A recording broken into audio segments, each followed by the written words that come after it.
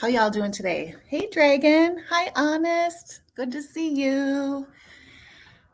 Please put your name in the chat so we can take some roll call up in here. I hope everyone's doing well. It is dreary AF where I live. It is 49 damn degrees. I hate it. It's cold. I have not stepped out into it because I refuse. I need some sun. I need some sunshine. Like, hello.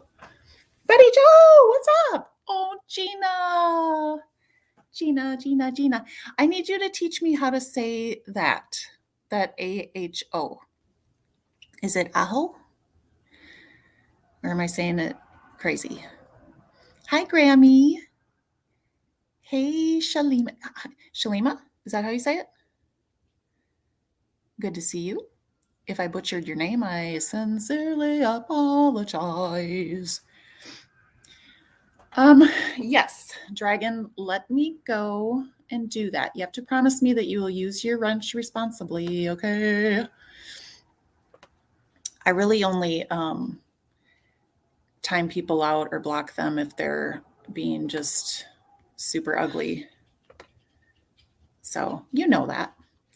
If anyone calls someone out their name type of thing, okay?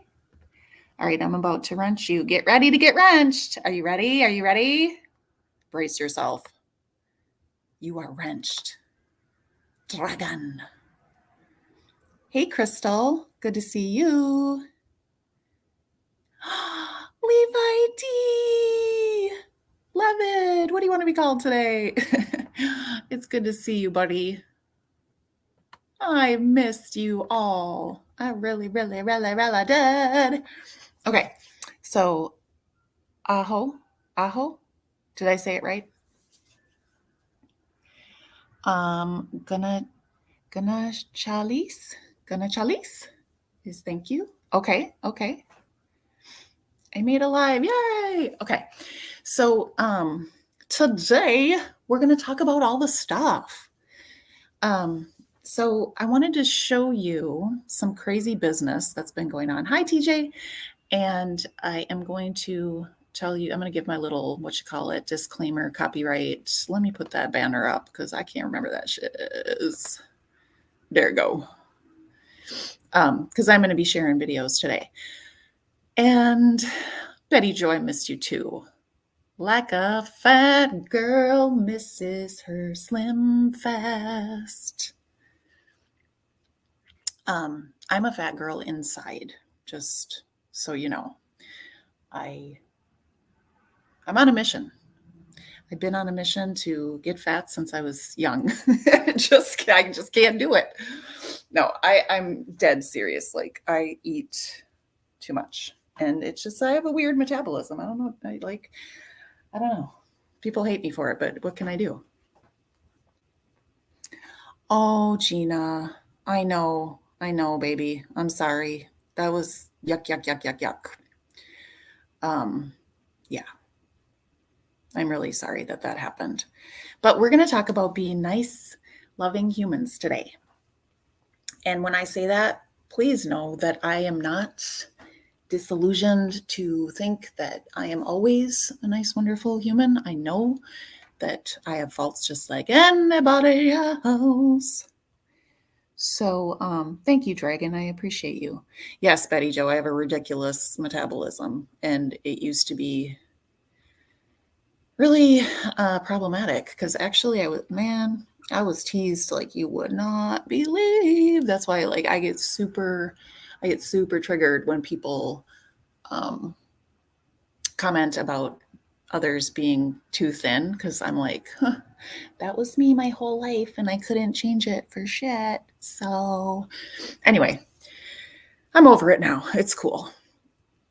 And Joe Smith, nice loving humans on YouTube. LOL. I know, right? Hey, Penny.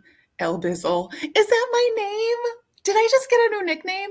I'm so excited if I did. I will take it. Yes, Betty Joe. That is right. So today I'm going to show you.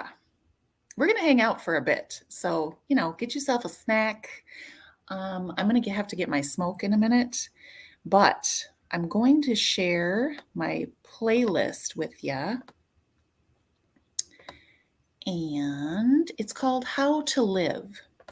And some of the things on there are weird. And you're going to be like, why the hell is that in your playlist called How to Live? And it's just because whenever I find a video that is like contrary to how we should live, I put it there. Or if it's good advice on how to live, I put it there. Okay. It's just kind of random. It's weird. It's kind of like my Pinterest. Do y'all have a Pinterest? I love Pinterest. Pinterest is like shopping without money. And man, it just gives me all the feels, all the good feels. So this first one, this is going to, let me get past the, ads, and then I got to share my screen because I know it doesn't automatically pop up there. La-di-da-di-da. Damn, I just stopped it instead of doing it. What the heck? All right, try again. You can do it. You can do it. Put your back into it and shit. Okay. There it is. Hey, butterfly.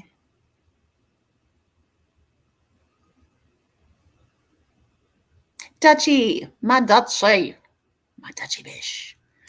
Y'all, Dutchie's the Dutchiest. I see you, Grammy. Hi, sweetie. Okay. Let me mute myself so it doesn't do the weird shit, And let me get to the right screen. Oh my gosh, I'm so confused about what I'm doing. It's been a while. Okay. Gotta unmute that. And then I gotta mute myself. I gotta start this. Okay. Right now in spring, 4 children, all under the age of 4, are said to be safe after some were found wandering in the street alone last night. Fox 26's Domly Keith is live in spring where those kids were discovered. Domly. Yeah, fortunately, a group of teenagers happened by as the 4-year-old and his 2 younger siblings were roaming in the road here outside their home. Yes, you heard that correct. A 4-year-old and his 2 younger siblings were roaming around in the road by themselves. Wait till you hear the rest. It's fucked up. Around 11 o'clock last night, sheriff's investigators say they found the parents around 30 minutes away at a motel. Walking in their neighborhood here in Spring late on a Thursday night, these teens took a look in the road and couldn't believe 3 toddlers were wandering alone. What in tarnation were these parents doing at a motel 30 minutes away from their children, ages 4 and under? Say what? Where they do that at?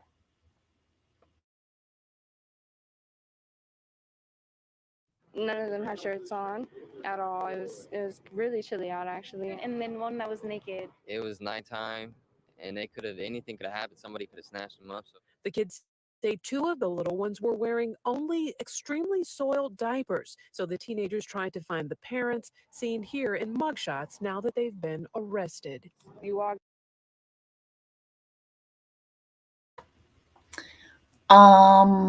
Ew. Yeah, Missy, that's probably correct. Let me back up so it has, see, there they are. They look super young. I just found this morning, you guys, so I didn't look deeply into it. So I don't know how old they are, what their deal is, but they look super young. But y'all, those babies are so fortunate that nothing worse happened than being in soiled diapers and being out in the cold, right? They could have been hit by a car. They could have been abducted. They could have been severely hurt within the home, poisoned. Who knows? Like, what in the hell? Arrested. You walk up the driveway Every door is open. The garage, the back door, their car. The house was completely dirty. The car door was open. Everything was everywhere, like water all over the floor. It was dirty. It seemed like they were there for a while, and they had. Can we just acknowledge her lashes real quick? I'm sorry. I just can't. Like, girl, you gonna trip on those lashes. But anyway, I'm proud of these teenagers. Like, I can't think of any. Do you think there'd be any kind of teenagers who wouldn't step up to the plate and do something about toddlers in soiled diapers and one being naked? Do you? Because I think almost any young person would do that, would handle that. But I am proud of them.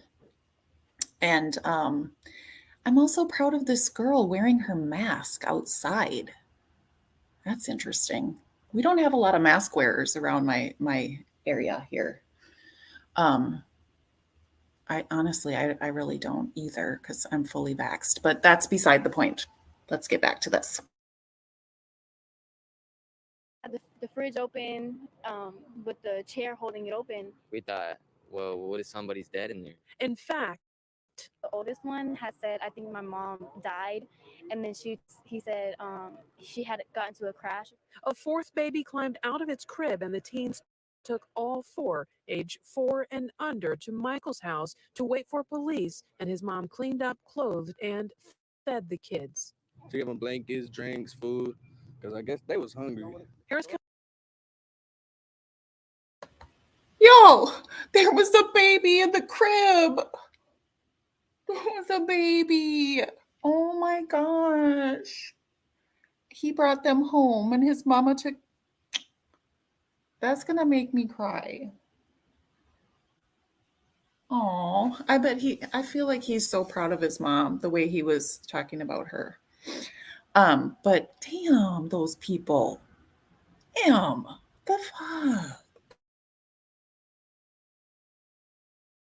County Sheriff Ed Gonzalez says his deputies found the kids' parents at a motel 30 minutes away. The mother, Angel Huff, is now charged with child endangerment, and the father, Markel Dorsey, is under arrest for felony violation of bond. According to court records, Dorsey was charged with assaulting Huff last year, was ordered to stay away from her as part of his bond, but in January he was charged with violating that and assaulting Huff again.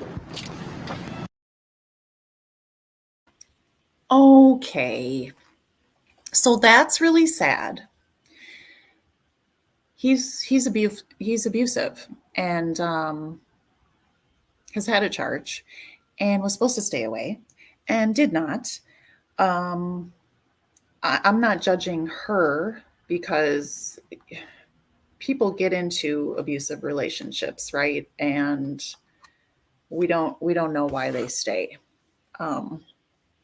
But those poor kids, who knows what they've witnessed, and by what the teenagers were saying about the condition of the home, man, I don't know what these kids have witnessed. But we're about to hear from a family member who is taking care of the kids, and I think it's in Texas, Levi D. I'll check. Hold on.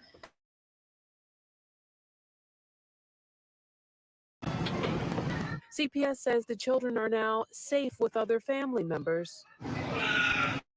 When we went to the home, Just wanted to tip you guys know I don't have nothing to say at all. I'm taking care of 4 babies, and that's all I want to tell you. okay, how are the babies now? Are they They're fine. There's nothing wrong with the children. That lady was like, you better get the fuck out of my face. I'm taking care of 4 babies. You better get out of here. So who knows? I mean, she seemed mortified, and I probably would have responded the same way. She's most likely overwhelmed because, oh, if you've ever taken care of 4 children, let alone ages 4 and under at a time, you know what I'm saying, okay? And she's got some age on her, so she's like, she did not have time. And that lady's like, well, damn. Look at the reporter. She's like, I'm just trying to get the story. What the fuck?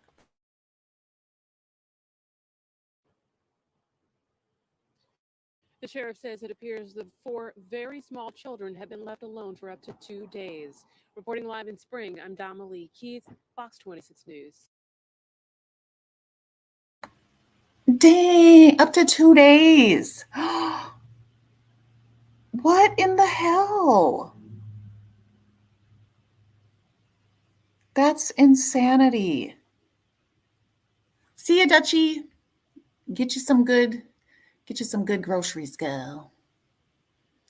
Selena, great point. If a teenager says dirty, must be far worse, right? They said there was water all over the floor. The refrigerator was open. Like, y'all, that's gonna do something. I mean, kids are resilient, y'all. They really, really are. But whatever they've witnessed, prior to this point, and then this 2 days of trauma will impact them, and that sucks. Oh my gosh, Mr. Fuck You Mean. Are you, what in the world? I love your name. I know, Penny, it hurts my heart too. Yes, PTSD. The brain is developing the most at that time in life. So that's when a lot of damage can be done in that development. And it really, really sucks because a lot of times things don't even show up until later. But anyway, I digress. We will move along to the next. Oh, where am I going? Let me see what's next. I was going to play on my playlist.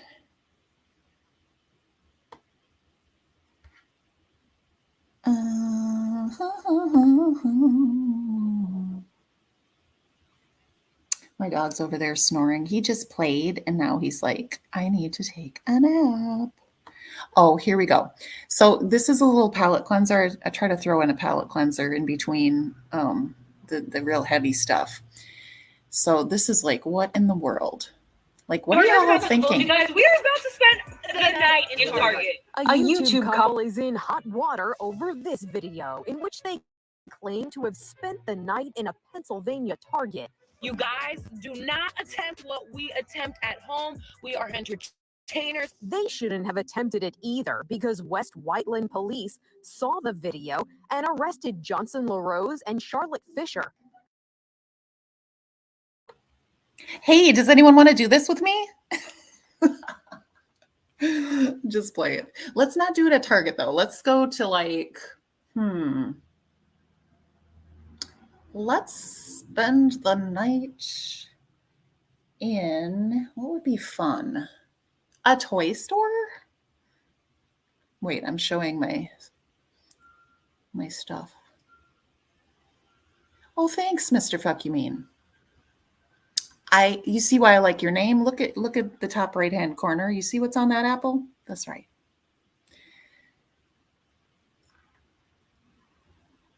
Izzy Pop. I love you. Betty Joe, this makes me wanna wait, hold up. Makes me want to take everyone that hurts a child or baby and slap the daylights out of them. I know that's right, Betty Joe. That's why I fucks with you. Oh, really, Gigi? Okay. Oh, I am the bomb. Oh my gosh, thank you. I appreciate you. I know, Penny, don't you miss Levi D too? I hardly ever see him. I'd be missing his ass. All right, now let's see what the hell these dum-dums are going to do. Known by their 18,000 YouTube subscribers as Saucy and Honey for criminal trespassing and conspiracy. Surveillance. Criminal trespassing and conspiracy, though. They are not playing. Video from inside the store shows them wandering around various sections while recording video of themselves. While LaRose and Fisher told viewers that they spent the night in Target, police say they left through an emergency exit around 3 a.m. and Y'all, they even played their viewers. They played them.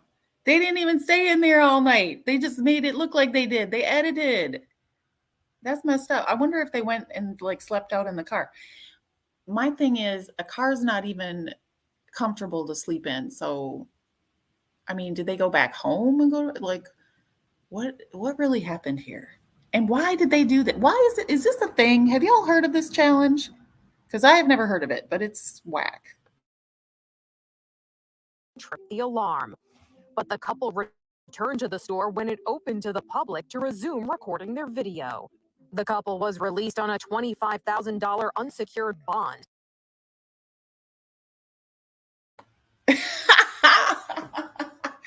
Look at how they cheesing when they come out. They're so proud of themselves. I can't. And they're due back in court March 24th. Fisher told a reporter outside of court that she has no regrets, that they were living their life and having fun.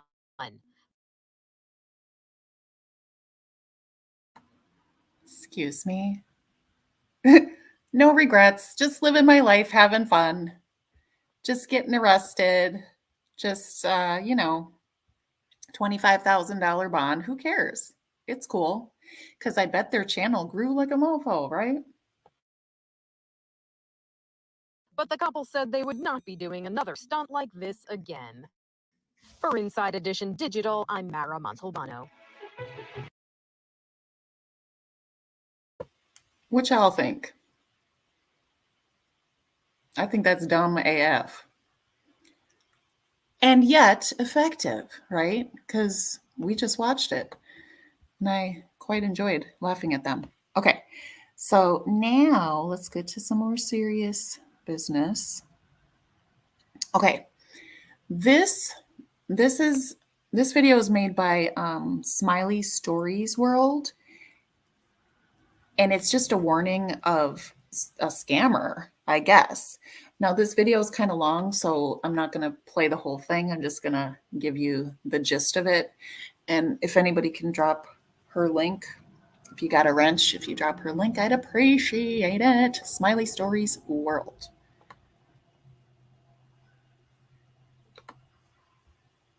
Okay, my dear people. I didn't know I was going to be talking about this again tonight. I told y'all I was not going to see to this again. However, it happened again today. Now, oh my God, y'all are not going to believe this. Okay. I am warning everybody about this girl right here. She is a scammer, okay? And she was back in my Instagram box again. And we just had an exchange just a few minutes ago. That's right, we sure did. Okay, so I told her I'm going to let all YouTube creators that I know about her. So that's exactly what I'm going to do. And then hopefully, again, I can wash my hands of her. So, this girl right here, her name is Alicia Powell. I come to know of her in the Sunshine Group in Nita's world. Okay. Nita has a good heart and we tried to help her. All the Sunshines did. She met and exceeded her goal. Okay. And I helped her. I printed this out. If you go back and look a few days ago, there's my receipt. I printed this out because I helped her, and so did a bunch of the other Sunshines. And then the very next day, my Cash App went off, and I was like, what is this? And she requested from me $80 in my Cash App after I had already given her that I send her $80 more for chemo, gas money, my son's doctor's appointment. Okay, she did that. Now, I sent that over to Nita's email and asked her, hey, what's going on? Because I thought the girl was cloned, or I didn't know what was going on. And then come to find out, when I went in the chat that night over at Nita's world, come to find out, I was a little bit late, but Nita was already going off on it because this girl right here had did that to several more of the Sunshines and was asking for different amounts of people who had already given her money through PayPal and Cash App and different things, taking advantage of everybody who had donated to her. I mean, that's a little bit greedy, don't you think? Okay. Then she comes stumbling in the chat, about an hour or so into the chat. And then I didn't catch everything because I wasn't looking at the comments and stuff. But she got smart with Nita, and I don't know what she said. She did own up to it, which Nita told her she appreciated it. And then I guess she cussed or something, but she got kicked to the curb and got kicked out of there. Okay. So that was that. And, you know, I told Nita, I said, I want to do a story. I didn't want to do a story because what was going on with basically Trisha's case with Benny Keys and what all's been going on about her asking for money for her son's headstone and stuff. I mean, I'm just going to get to the meat of things. And I mean, I didn't put it out like that. And I wasn't going to bring that up, but, about all that stuff that was going on for months. And, I can't say who's scamming and who's doing what, but we went through a lot of stuff with 423 Chase, the whole YouTube did, and we really believed in him and all that stuff. And Nita said, yes, I really wish, you would do that. So I did that. And if you go back and you look at my video about this girl named Terry Lynn Manning, I did a short video on her, and then I brought up what Alicia Powell did, because it was about schemes and scams and Facebook, and it's very interesting if you go back and look. And she's in jail right now, been in there a year and a half or so, and it's a local story here. She probably won't be out for a very long time. It also ends up in child abuse, Munchausen syndrome, by proxy. She was a real good person helping homeless people, but yet she was scheming. It's a whole long drawn out thing. Y'all, I just have to say, oh, hey, Fairy Dust. I haven't seen you in forever. I love you. So listen, this is so bothersome to me because there are people, genuinely good people, who have fallen on hard times and might need help from time to time. And people like this who scam, they really hurt others. They obviously hurt the people that they're getting money from, but then they hurt the chances of others who are truly in need from getting what they need, because we all become skeptical of everyone. It really, really sucks. Like, just don't be a scammer. God, is it that hard not to fucking...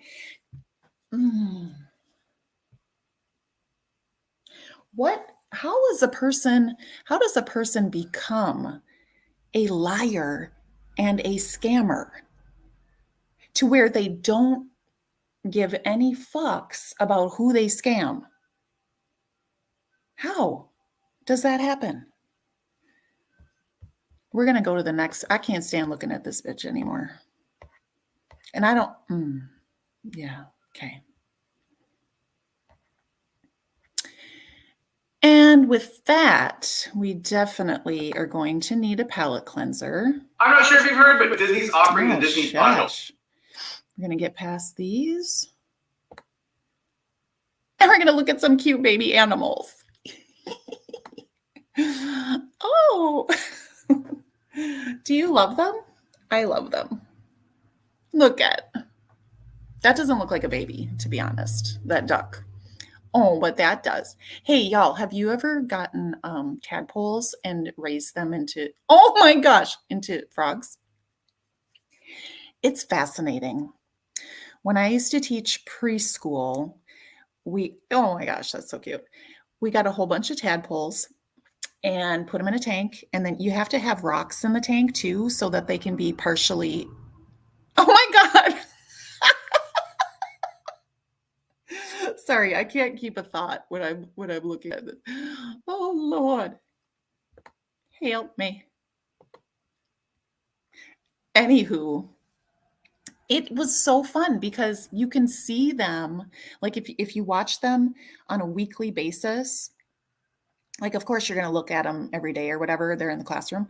But what we did was we had them to draw the changes that they saw from week to week. And they would start to, sprout their little legs and stuff. It was really cool. It is science, I'm sciencey and stuff. Yeah. Okay. So that we'll get back to that.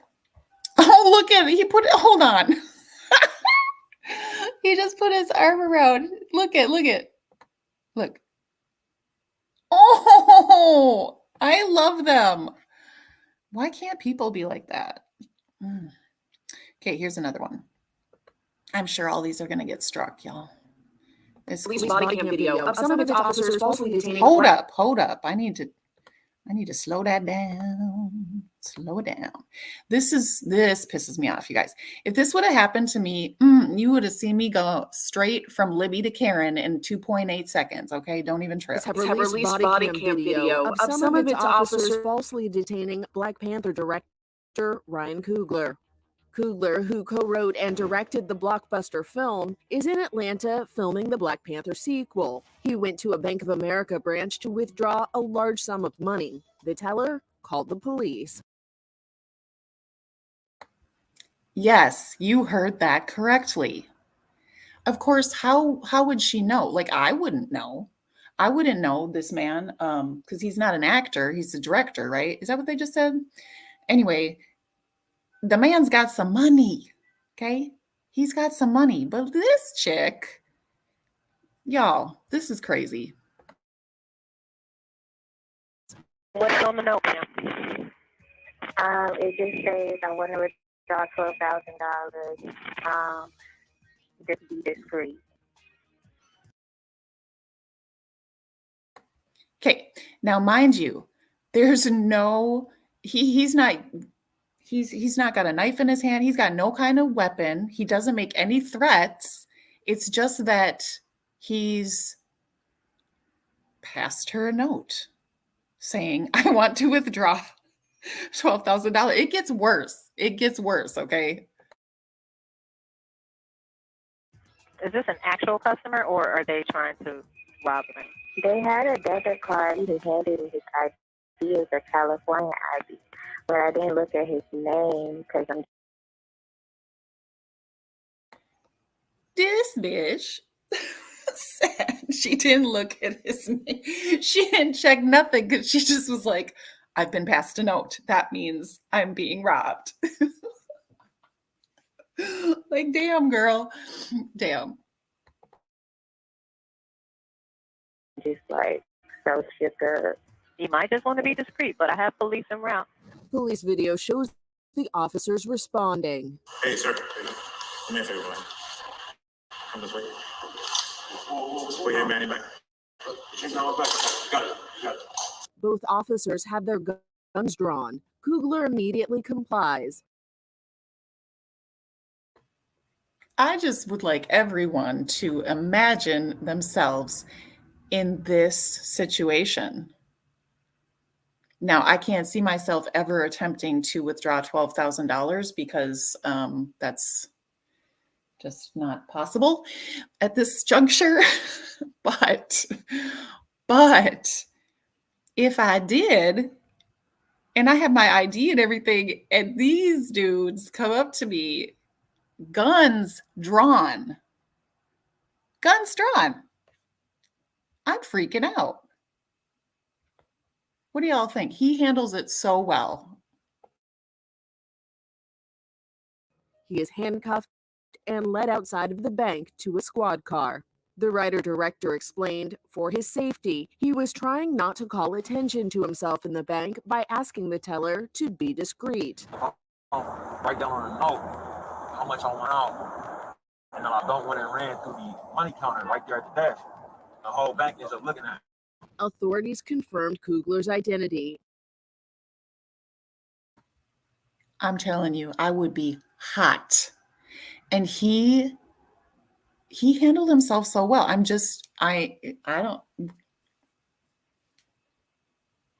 know I've been cussing somebody. Yeah, sugar mama. I don't know about fire. I mean, I don't know. At least some serious training and an apology, which the bank apologizes, but I don't know what happens. I don't know if she ends up, I don't know, but it's crazy. And that he was not committing a crime. They released him and his two companions who were waiting outside from handcuffs. They had that Glocks out. Yeah. I was pulling money out of my own account. I understand. I put my own bank card in there. This dude, he's like, now he's starting to realize, like, what the fuck? He's like, what the fuck just happened? Hold up. He just remembered who he is, type shit. He just remembered. I'm a writer director. I have a lot of money, and I have my bank. I didn't do shit wrong. I have my bank card. I have my ID, and the police was just called on me, guns drawn. That really just happened. He's looking around like, what the? For the light, you went in the back. You know what I'm saying? So we have to confirm that. You gotta understand. We don't come out because of the seriousness of the call. We don't just come out, and unfortunately, in a situation like that, you don't get the benefit of the doubt.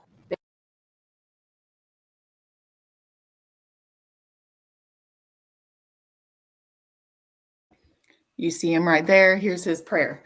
Lord, help me not steal off his ass right now, because I am not trying to go to jail today. I just got the cuffs off, but I want to break his face right now. See what he's doing? He's woosah, woosah. Get the benefit of the doubt. Bank of America said in a statement, "We deeply regret that this incident occurred. It never should have happened, and we have apologized to Mr. Kugler." And Ryan Kugler seems to have accepted that apology. He said through a representative, "This situation should have never happened." However, Bank of America Just like to take this time to say he looks fine right there. It had to be said. I'm sorry.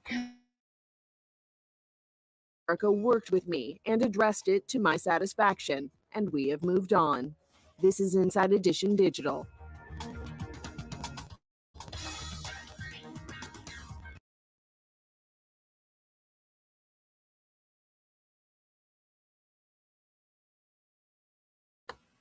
Okay. So, Missy said, so fine. Oh, really, Fairy Dust? Is Bank of America bad news? I don't know. I don't bank there. Okay, who's talking about Dr. Pepper? I love Dr. Pepper. Yes. Let me catch up on some chat. Hey, September Virgo, what's up? Yeah, Sugar Magnolia. He was classy about it, for real.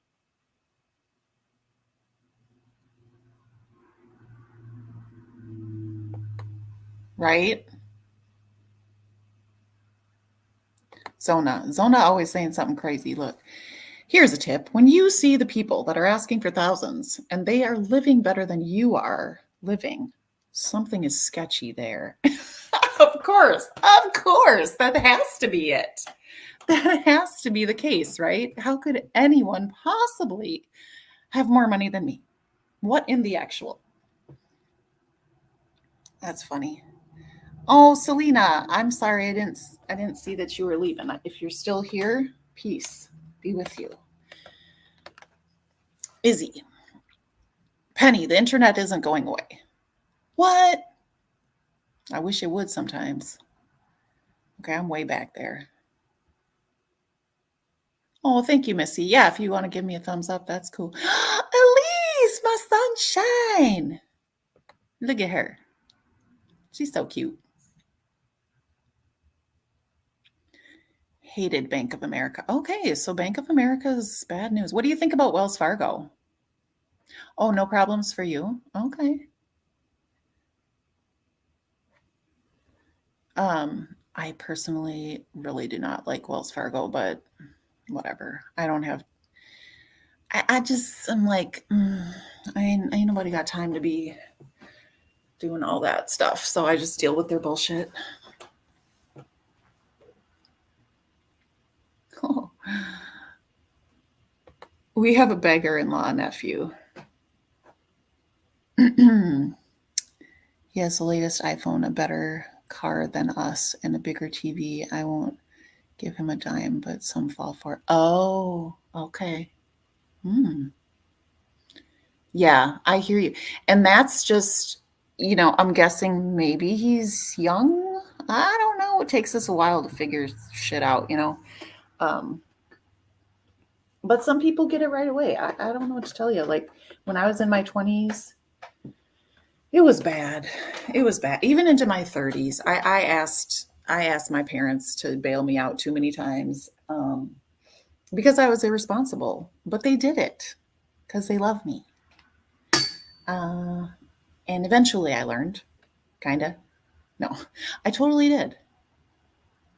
Wave slurk mode activated. What does that mean, Vestiges? What do you speak of?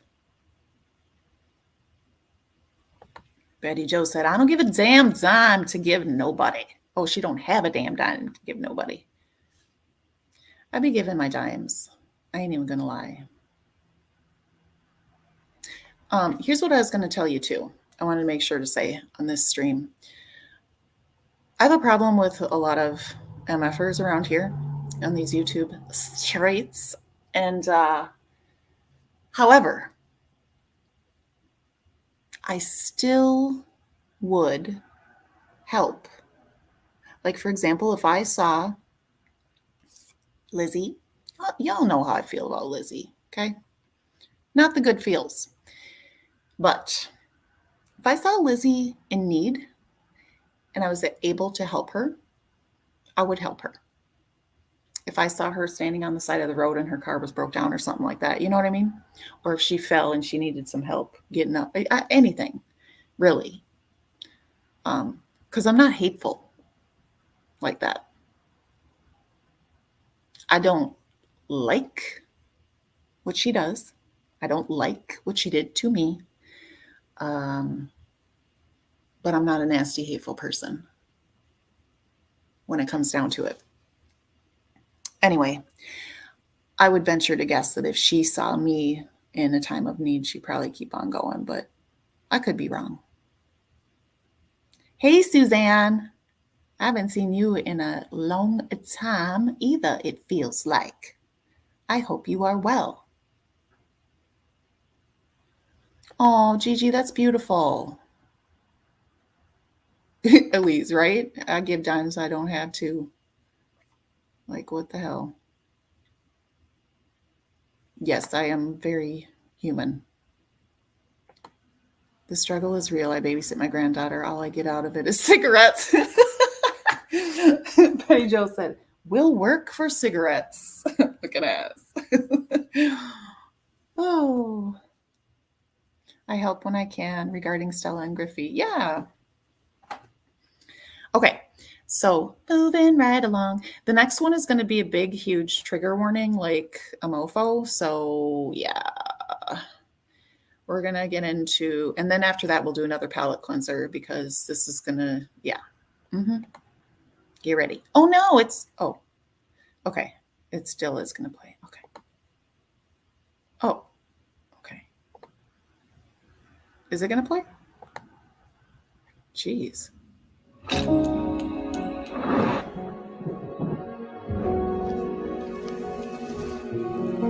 Okay, thank you guys for watching, and please like and subscribe. He was just your average 12-year-old kid. Hayden Hunstable loved his family, friends, and football. But one day in April 2020, he did the unthinkable. Come on, Mama. Come on, buddy. And you said he's not breathing at this time? Oh my gosh, I already can't deal. 12 years old. 12 years old. Had a YouTube channel. Lived in that house. So you see, you can have, and I don't know what his home life, you know, I don't know. I don't know what his family life is. Nothing. I don't know. But I do know that mental health is not,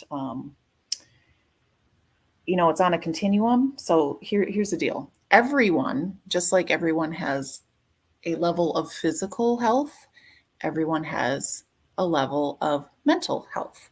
So you can be in good mental health or poor mental health or somewhere in between, right? So I don't know what affected this little guy's mental health, but something had a huge impact, as we will see. He's not breathing. Tell me exactly what happened. The fuck hung himself. Giving him CPR. He's not breathing. Count with me, sir. 1, 2, 3, 4. Keep doing them, sir, okay? 1, 2, 3. Hayden hanged himself in his room just days before his 13th birthday. His father, Brad, tried to revive him, but it was too late. I don't like thinking about it by any means, and what I saw is indescribable. I bet he will never, ever get that out of his head. I can't fathom. And then I tried to save him, and I failed. I wasn't able to, and it weighs heavy on me. Even a year later, it weighs heavy on me, and I just don't want anybody to. I want people to learn from our mistakes. Brad says the mistake he made was not talking about suicide with his children.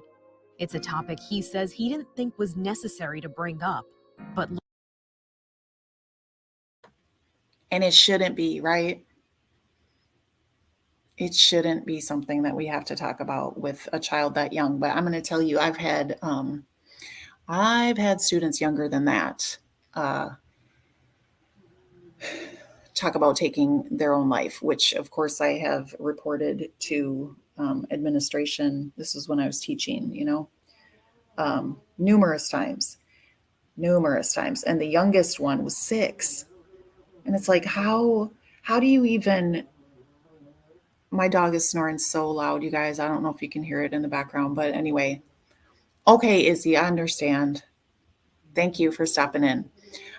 I wanted to address this because I think that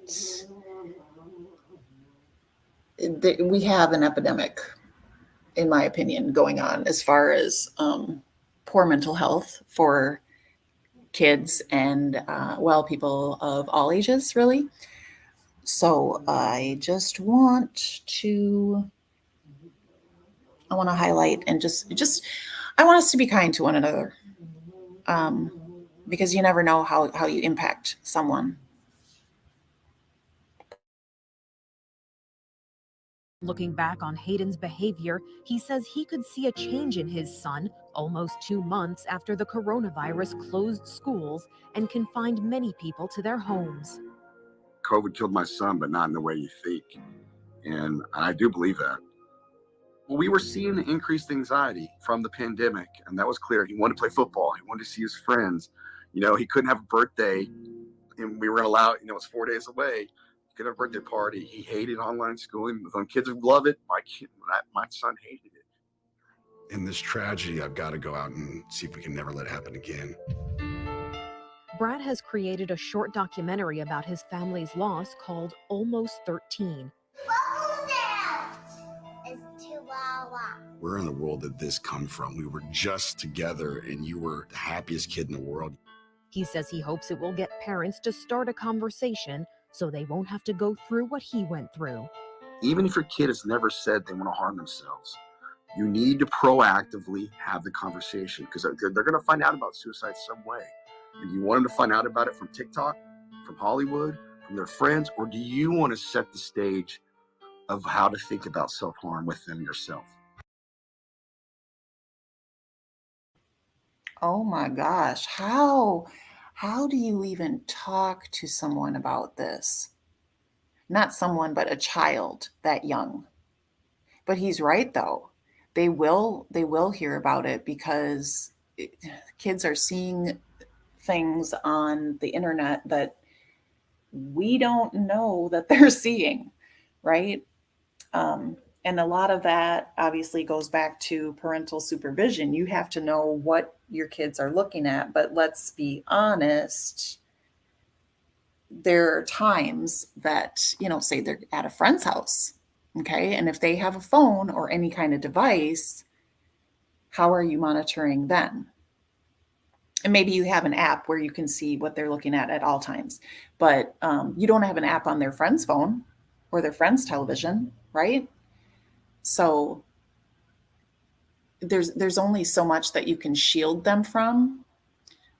It's important to try to shield. I'm not saying that you shouldn't. You definitely should take those measures, but more importantly, spending time with your kids and talking to them and making sure that they feel safe to talk to you about anything is so important.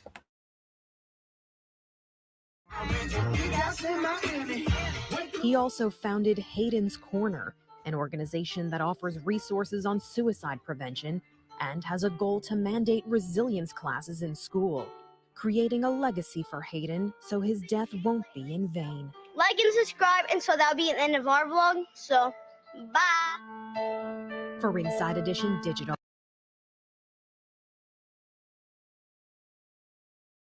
I'm not sure if you've heard, but Disney's offering the Disney Bundle, which gives you access to Disney Plus, ESPN Plus, and ad-supported Hulu. Yeah, Fuck, boy. Still fast as fuck, boy.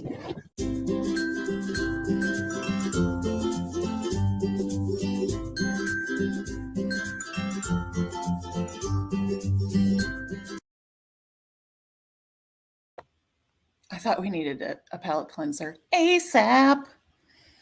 Okay, so we'll just leave that there while we read the chat. Hey, Rhonda, good to see you, darling. Yes, September Virgo. It has, very much.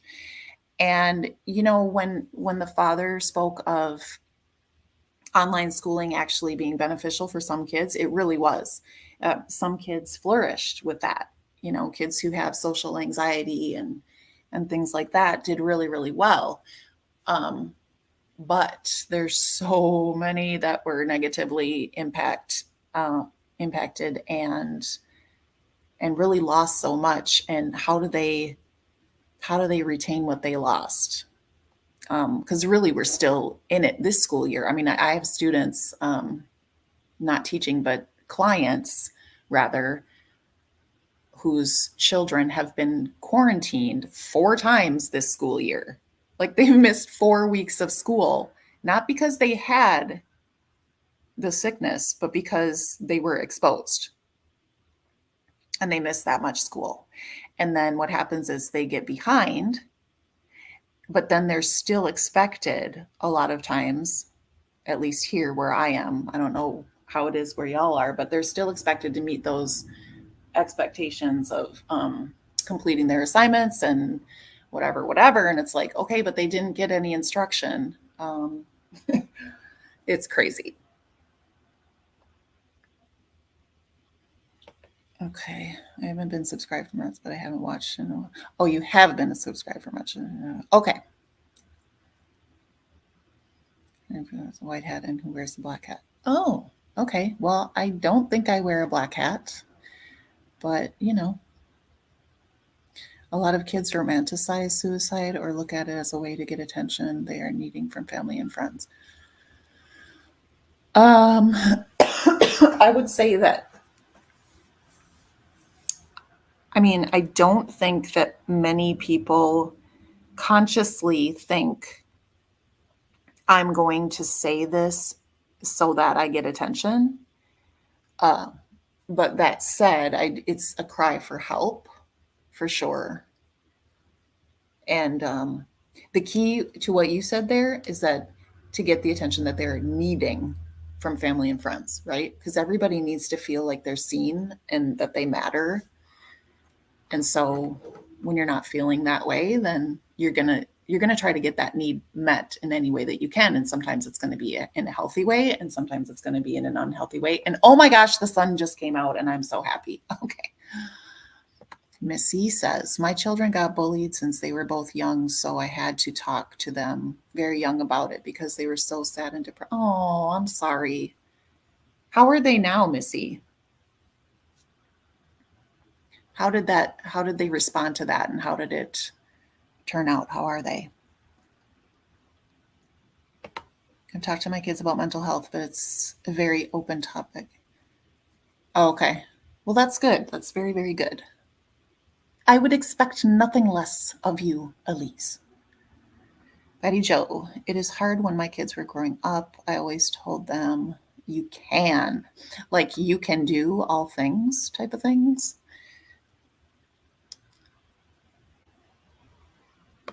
Oh, Rhonda, you are welcome.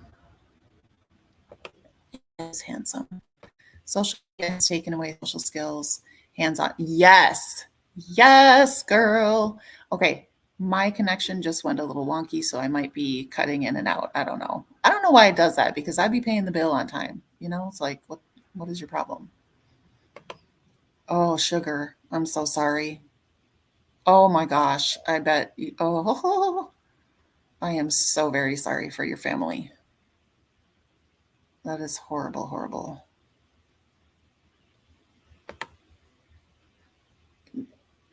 You're talking about your kids, they feel like they can talk to you about anything. That's great. That's so needed. We just need everybody to get on that page.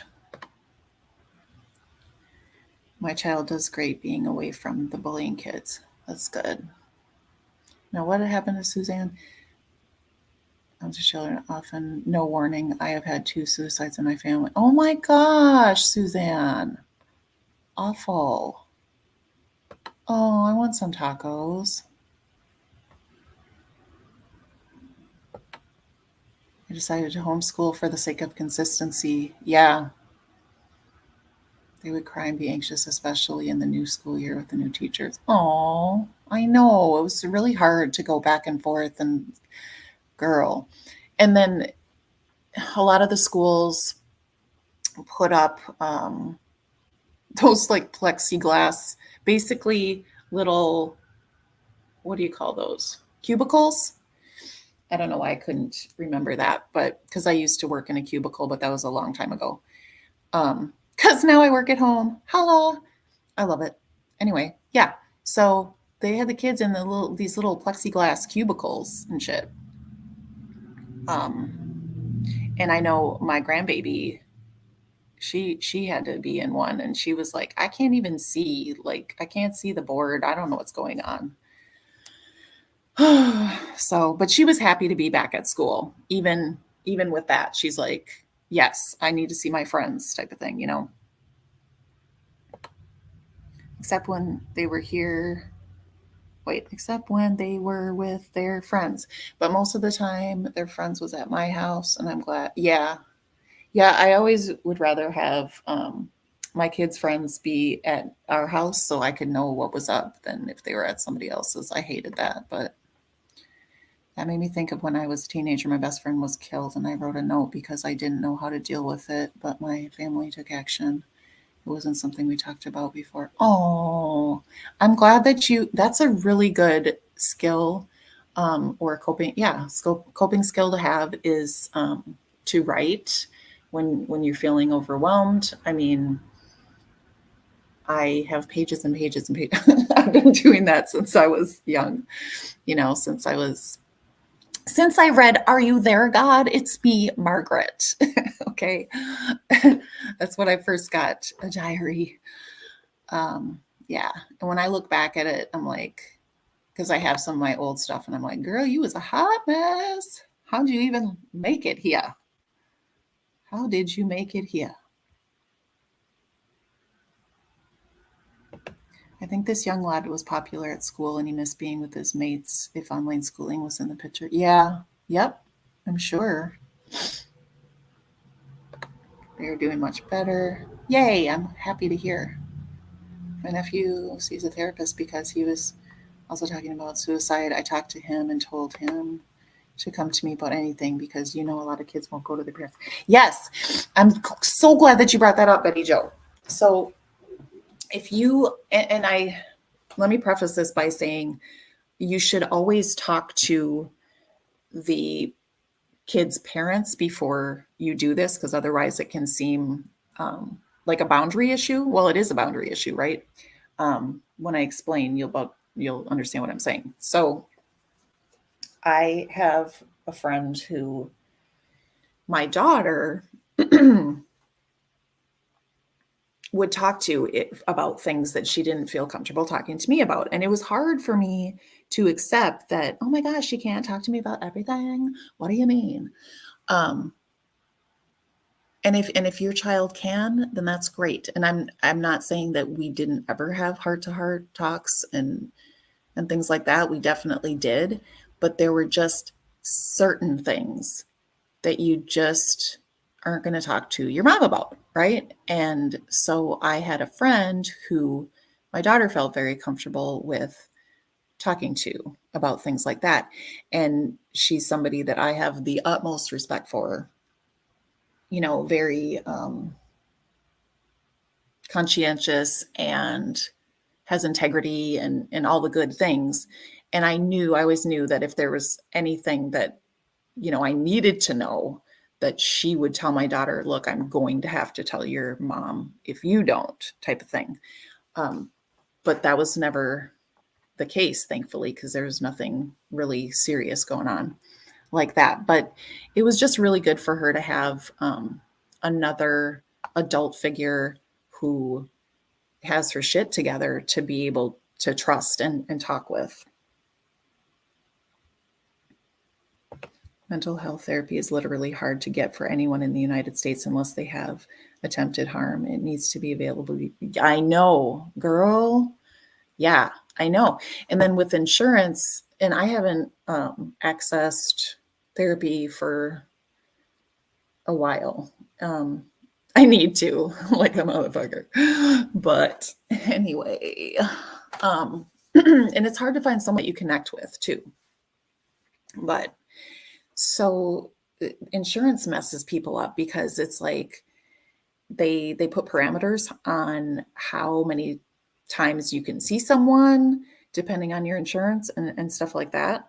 And it's like, okay, well, what if I'm not better in 10 sessions, motherfucker? Like, what if I need therapy for the rest of my damn life? Oh, gosh. But no, they don't do that. My youngest son was bullied. He is very individual. He has dreads to his waist. Oh, my gosh. That's awesome. He started them as a practice in patience and focus. He handled it well. That's great. That must have been really hard, but I bet he grew through that experience.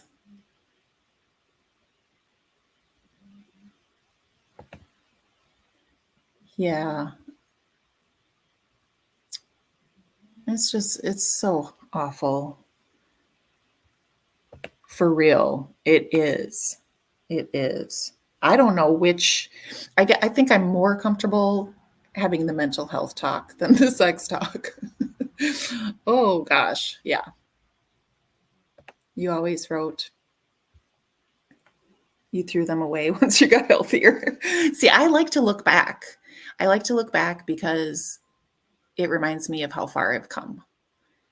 Even though I'm like, damn, girl, what the girl? For real though? You was like that? Yes. But look at you now. You still kind of fucked up, but you're much better.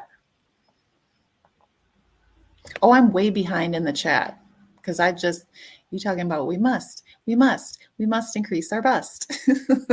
I used to do that. It didn't work. So I had to buy some. It is what it is. OMG, how very devastating for you and your family. Yes, perhaps we all need to be kinder and less judgmental. Please, can we? Thank you, gymnastics. Can we please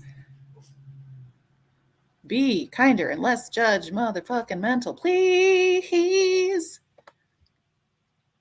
I talked to my sister about it and I told her, don't get upset about him coming to me about anything. I'll tell you if it becomes serious and we should do something. Yes, that's perfect. Yes, girl. Oh, yeah.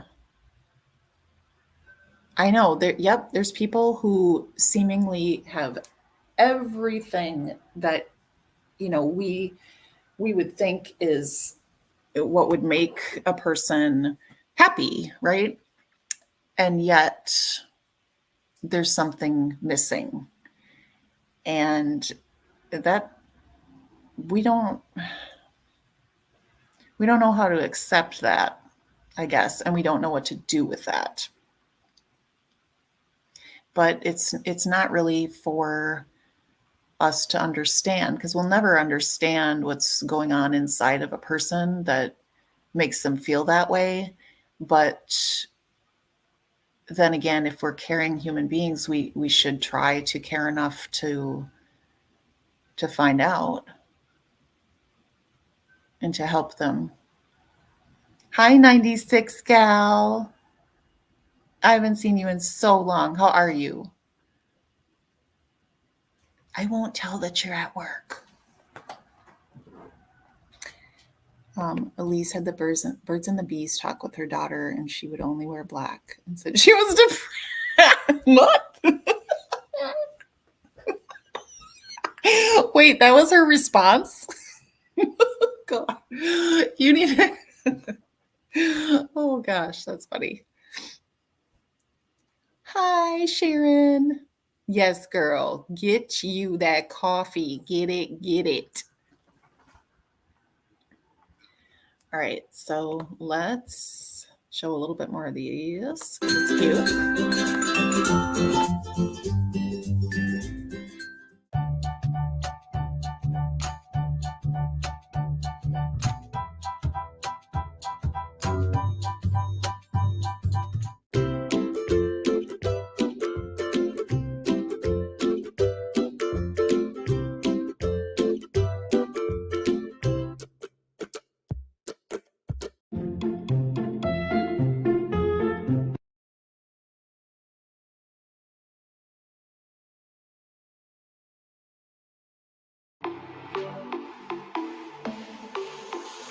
I never understood as a kid what the words in the book kept flipping and jumbling.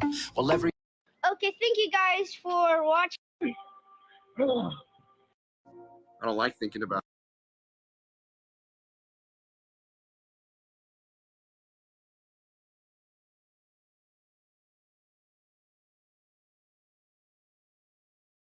Okay, thank you guys for watching, and please like and subscribe.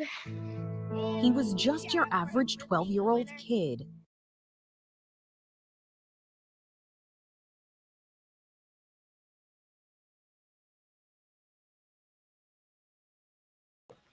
Okay, it's skipping the other two. Okay, thank you guys. It just keeps for going to this watching, one. and please like and subscribe.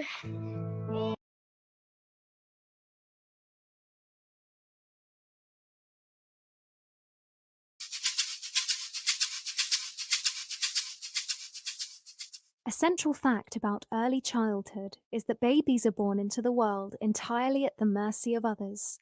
They have no native strength, intelligence, or utility. They cannot fight or complain, walk away or argue their case. Their survival depends solely on their capacity to look up from their cots with vast, innocent, beautiful eyes and charm their parents into caring for them.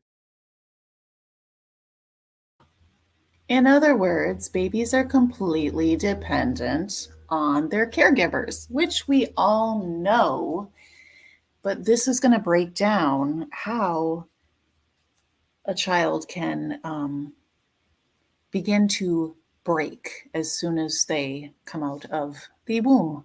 It's really sad. It's their power to attract love that ensures they will be fed and clothed, protected and kept alive. In exchange for this nurture, young children readily offer their parents or caregivers unconditional admiration. They naturally adore and are boundlessly impressed by those who pick them up and bathe them, warm their milk and change their sheets.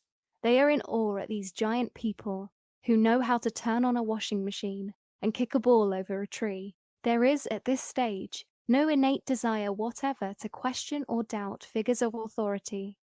Given what is at stake, it follows that small children are instinctively hugely sensitive to how well they are doing at getting their admired protectors on their side.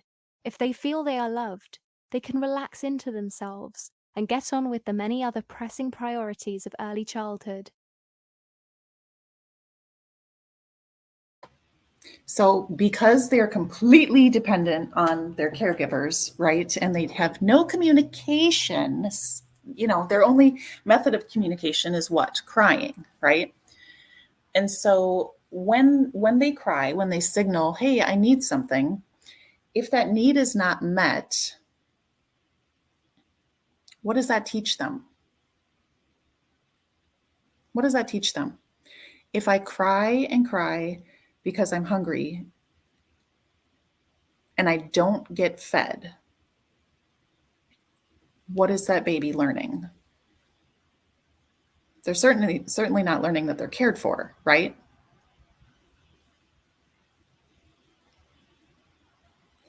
Does it learn that, is it going to create a secure attachment to the caregiver? No. Are they learning to trust a caregiver? No.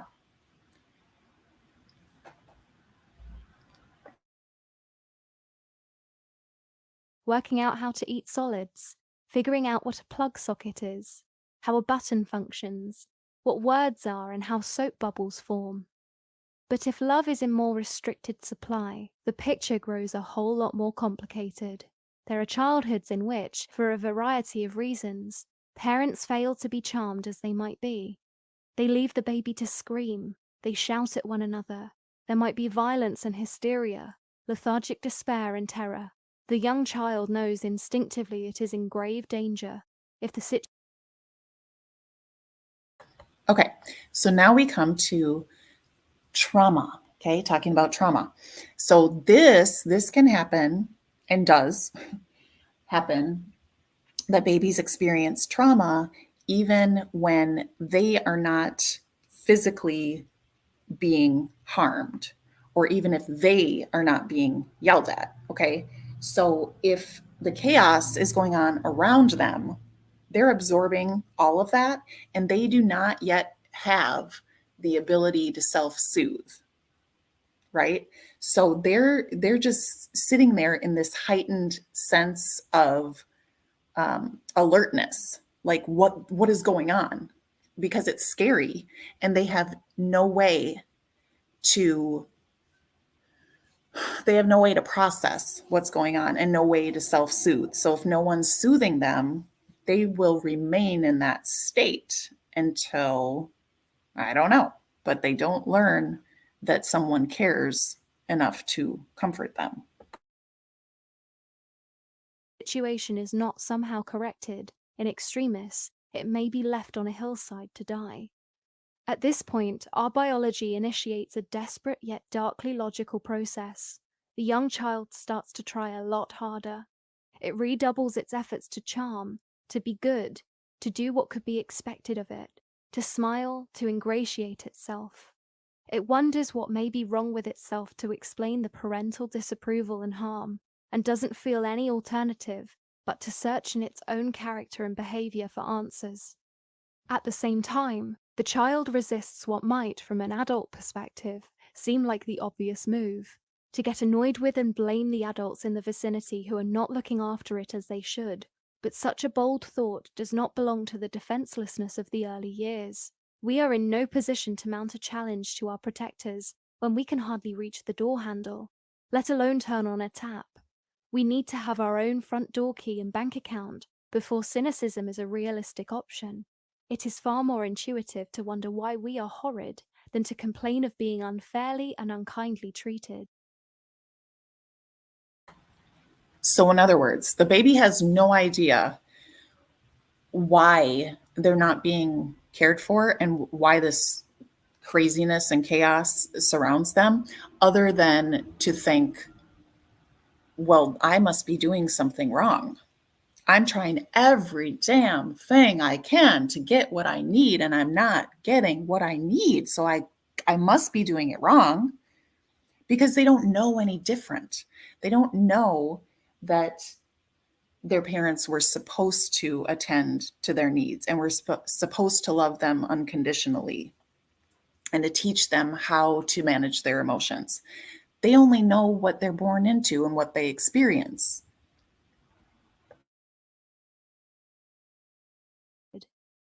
Small children therefore naturally turn injury done to them into dislike of themselves.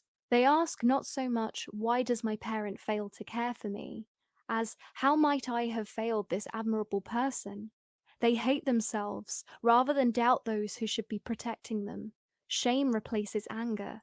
It feels on balance like the safer option. A vicious spiral of self-hatred then sets in. The unloved growing child wonders constantly about their faults. Their parent may be alcoholic, narcissistic, sadistic, or depressed. They may never cook a proper meal or shout intemperately from their bedroom. But none of that matters in the slightest. The parent cannot be envisaged as anything other than substantially impressive. To explain the lack of love from the paragons of parenthood, it must be that the child is an awful person. Have you ever come across a child who you know has been abused, and yet that child, or mistreated, not even abused, but just mistreated, and they still have this unconditional love for that parent, and you're like, what in the absolute fuck? So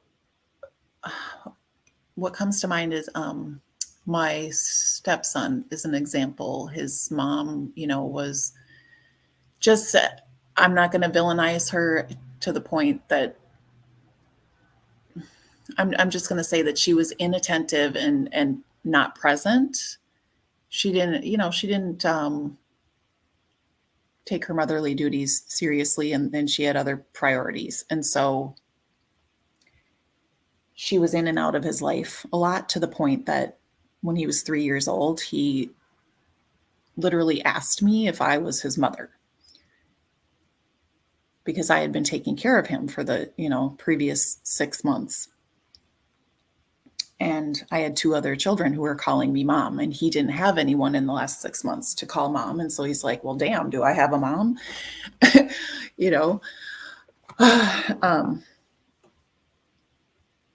But anyway, she did, like I said, she did come back into his life. She was in and out of it. And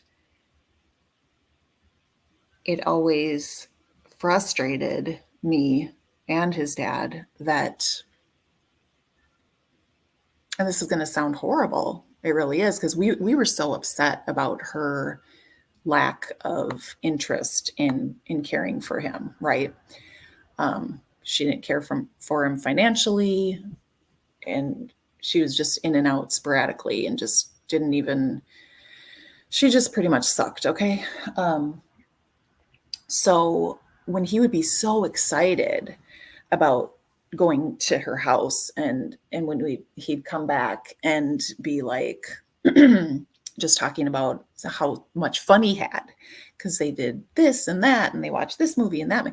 Now, mind you, they'd be doing things that we didn't think were appropriate, like, oh, we watched the Chucky movie or whatever. And he was like 6 years old, right? Oh, great. I'm glad you watched Chucky. Super duper. We'll be dealing with the nightmares. But anyway, he would just speak so highly of her. And we're like, she's a piece of shit.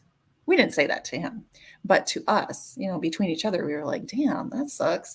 She just gets to be mom of the year in his eyes. But that's just because you're always going to have that love for your mom. Finding happiness. Oh my gosh. Girl, hold on. I love you. She's amazing. Oh, Finding Happiness. I have missed you. I hope you're well. Yeah, I changed my name. I'm a weirdo. But it is me. It is Mimi. Okay, I lost my train of thought because Finding Happiness in All You Do is amazing. And I just had to acknowledge her. Hi, Bee's Knees. I don't think I said hello to you before, and I apologize. Thank you, September. About suicide, a local boy on his 13th birthday shot himself and left it. Oh my God. Oh no. Oh, that's horrible, horrible, horrible. Let me take this moment to say to you that, I don't know if y'all know this, but there's, because I didn't know this, but there's that long 800 number that's a suicide prevention line, but also there's the lifeline is 988. So you can text or dial 988, and that's going to direct you to that hotline, which is really cool because that's so easy to remember. 988 988 988. Here, I'll put it in the chat. 988. Okay. There you go. Let's get back to the video. They must be stupid and mean, selfish and slow, physically repulsive and irritating and shallow. As childhood gets left behind, much of this dynamic is forgotten. The adolescent and young adult overlooks exactly what went on. They cannot necessarily think clearly of the early years, and parental figures may be keen that they never do so. The former child can't tell anymore that their feeling of shame has specific origins. It can feel like something they might have been born with, a natural phenomenon, like bad weather or the flu. Liberation awaits us when we dare to take on board a highly implausible idea that our self-hatred, far from being inevitable, is an internalization of early deprivation, and that far from needing to revere and admire those who denied us love, we are in a position to understand, to question, to be annoyed, and to mourn what we did not receive. We are not so despicable after all. So, in other words, we must acknowledge our inner child that was harmed and heal that inner child and love that child despite what the child endured by lack of caregivers or due to the abuse that the child was not shielded from. Whoa.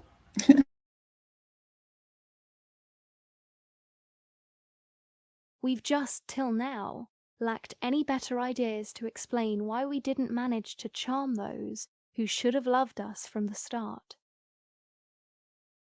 How to Overcome Your Childhood is a book that teaches us how character is developed, the concept of emotional inheritance, the formation of our concepts of being good or bad, and the impact of parental styles of love on the way we choose adults. The Disney bundle is the best of every world because you get to stream Disney Plus, which includes Disney, Pixar, Marvel.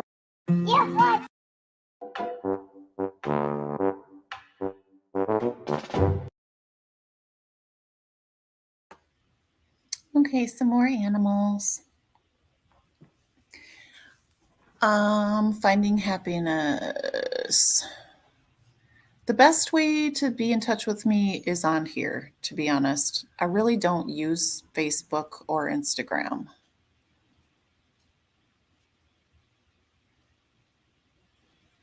But I think I have a link. I think I have a link to my Facebook on here or on my other channel. But I just don't really, I don't go on there much.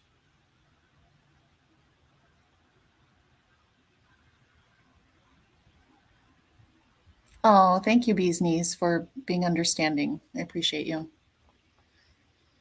Yeah, that behavior carries over into adulthood, especially for women. That is so true.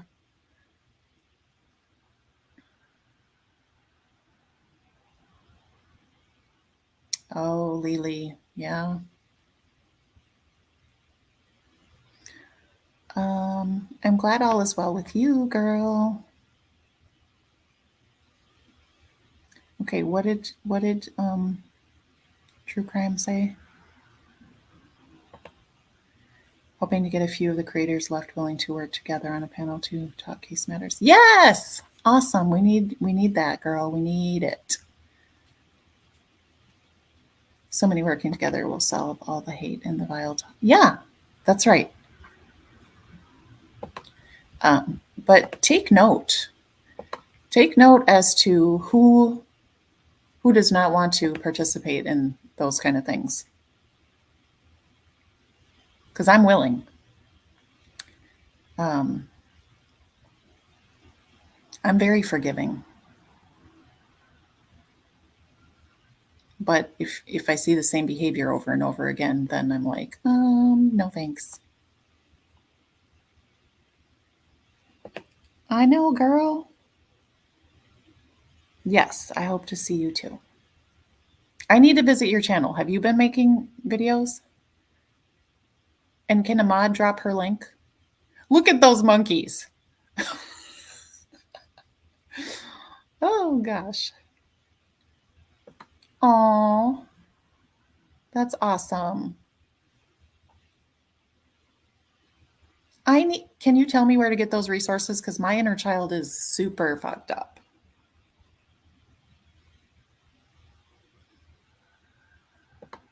Yeah. And Libby, and if it's not their panel, they don't want to. Mm-hmm. Yeah, it's weird. I don't even know. All right. I'm going to go to, I might be going to another playlist here.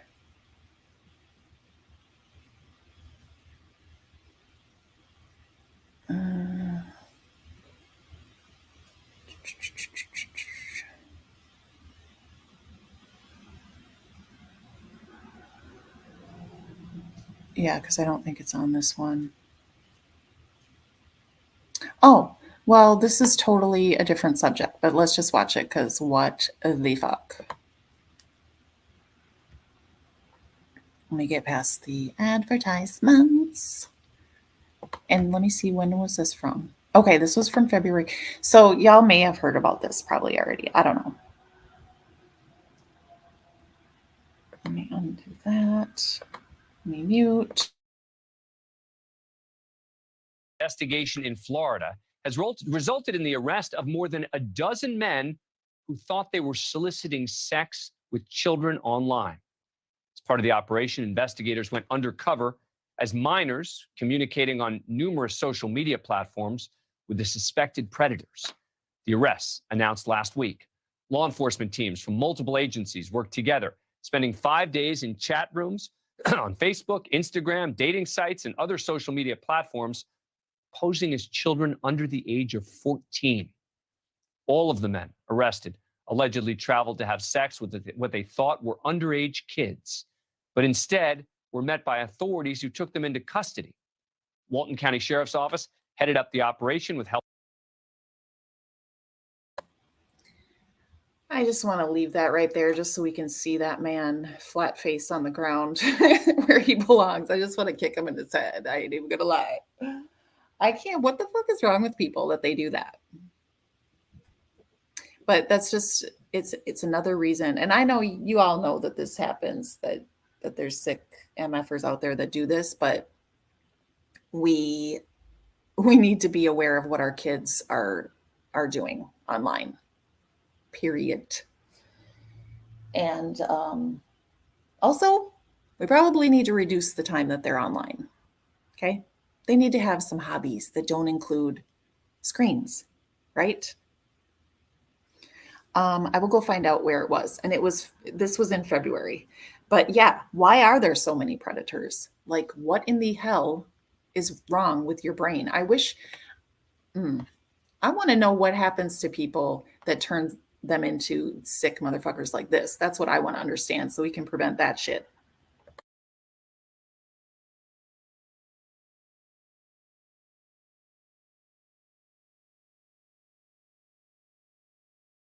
Help from the FBI and the Department of Homeland Security. Each of these individuals has been charged with second and third degree felonies. Many of them are facing the possibility of up to 25 years behind. You know, it just occurred to me right when they showed this that look at how diverse. We got different ages. There's no one really super old. Well, there's one older looking guy, but you know, we got all colors represented there. So evidently perversion is exists in all, can exist in any color, any background, it would seem. Gross. Bars. While 13 suspects were arrested, the operations also provided law enforcement more than 60 leads on other potential suspects. Joining us now from Walton County, Florida, Captain Dustin Cosin from the Walton County Sheriff's Office, Criminal Investigations Bureau, and Heather Tice, an investigator for the Sheriff's Office who oversaw the sting. Thank you both so much for coming on the show. Really appreciate it. Our first captain, please tell me what led your team to actually start this investigation. Yeah, I just got the. Yeah, so Dan, a lot of planning goes into these, a lot of foresight and a lot of work after the fact. Again, coordination for this operation between Walton County Sheriff's Office, but also multiple other agencies locally, as well as FDLE, FBI, Homeland Security, NCIS, and just a plethora of other agencies to kind of make this happen. Right. Y'all, I want to be involved in one of these sting operations because I swear to God, I want to be there when they lay down the hammer on these people. Hey, Shorty Small, what's up? Yes, they are like roaches. Yes, they do need to be castrated. Yes, probably. Also, I think if they witness their mothers being mistreated, particularly sexually, to just, generally not have respect for women. But that doesn't explain the attraction to children. Like, what there's just no freaking explanation for that. Like, what the actual fuck? Captain, I guess my question is, what led you to start it at all? Well, just basically, we know that these are occurring all the time. So we're taking a proactive approach to kind of seek out these predators and then work to get them caught, solicit them to come and travel and get them arrested. Again, these are guys, these are bad people that we're, again, taking that proactive approach to arrest them. Yeah. Investigator Tice, how did the undercover part work? Who was involved? How did you do it? Like Captain Cosin said, a lot of departments were involved in this. So those departments have trained investigators that know what to say and what not to say. They were all in a room together and they set up undercover profiles on social media. They think that they have one that has probable cause, and we have checks and balances to make sure that there's probable cause. A location is given to these individuals, and then they travel and meet us. Now, how about the arrests? We have these pictures. Is this like the old Dateline series where you have a young sounding girl in the background or on the phone with them, sort of pretending to be that young girl that they thought that they... Y'all, do you see his eyes? Do you see that expression? Does it look familiar? I swear, those pictures that you see when you look up, like who are the SROs in your area, they all have that look. That look of just depravity. Ew.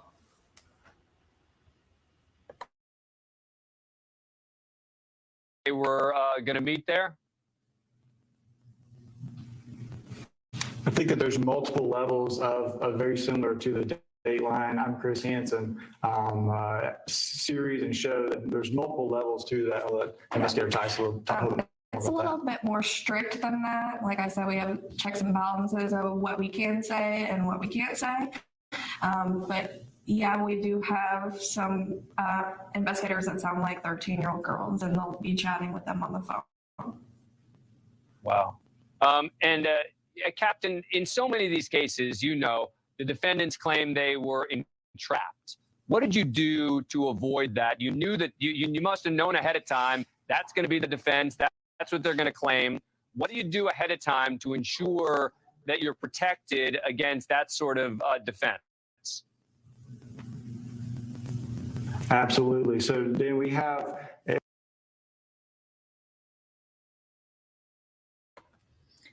I'm so glad that they asked that question, that she asked that question. Hi, Brandy. Oh, girl, you got a nap. Look at you.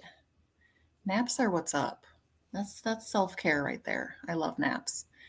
But yes, we do need him to be stomped. But I do always wonder, how do they get away with that entrapment thing? But then I'm like, so fucking what if they were entrapped? But then again, we want the charge to stick. So that's why we do have to be concerned about it. But I'm like, I don't give a damn. Entrap them all day fucking long because they're pieces of shit.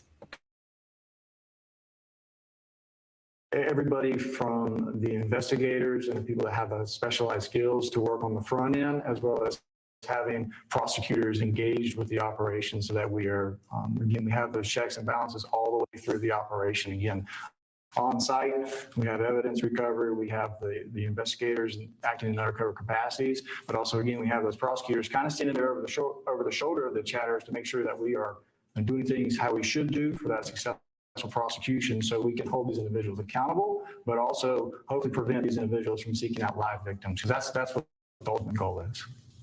Investigator Tice, were there any of these guys that stuck out to you as particularly egregious in sort of the facts of what happened? I don't think one in particular stuck out. We had investigators interviewing these people afterwards, and those investigators got an 80% confession rate. There was one individual that stuck to it and said that it wasn't him, but other than that, all of them confessed to what they were doing. And Captain, talking about the other leads, I mean, yes, we're talking about 13 arrests here, but you've also gotten 60 other potential leads. What does that mean when you say you have leads, and what are you going to do with those? That means a lot of work for Investigator Tice and the rest of the investigators here at Baldwin County.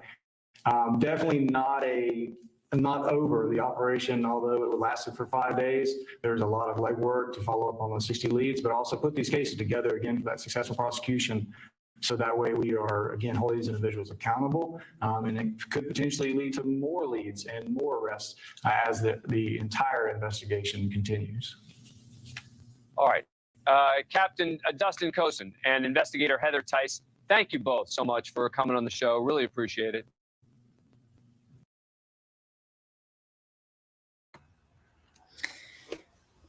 It's like we need to do these stings in every town on a daily basis. And then, okay. If these guys, the ones that were arrested, catch a charge, realistically, how much time are they going to do? And is that going to fix the issue? I mean, one of the guys didn't even admit to it. Like, what the, dude. All I know is Walton County, Walton County Shorty Smoke. I apologize. But I will link this playlist into my description after the video so you can go to it. Actually, I think I can put it there. Let me put it in the thing now. I don't know what I'm trying to say, girl.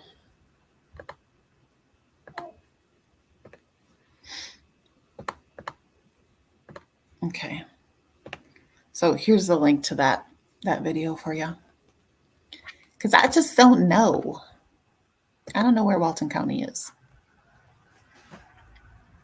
Probably not fixable. That sucks. But yeah, props.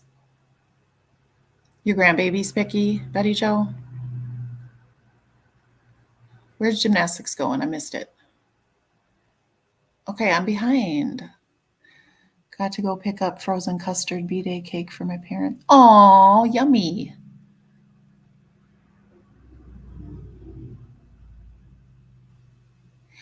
I know, that's messed up. For everyone that's caught, there's probably 5 or more you didn't. Yep. Damn straight. Hi, Elizabeth. I think I didn't say hi to you earlier. I'm so sorry if I didn't. Because I see you, girl. I see you. Hey, CR. Did you change your name? Oh, it's in Florida? Thank you. Florida, Walton County. Okay. Dutchie. Dutchie's back, but she broke.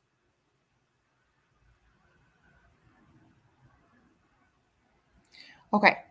So we're going to go to now my next playlist because I'm done with this one. Okay. Your girl got a lot of playlists, you know? You know what I'm saying? X out of that. Playlists. Okay. So,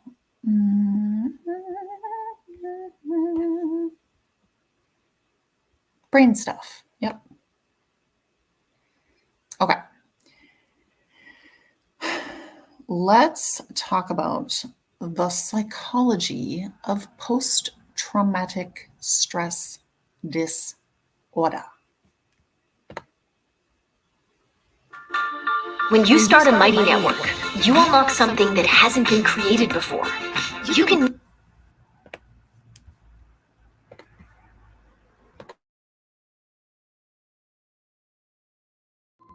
Many of us will experience some kind of trauma during our lifetime.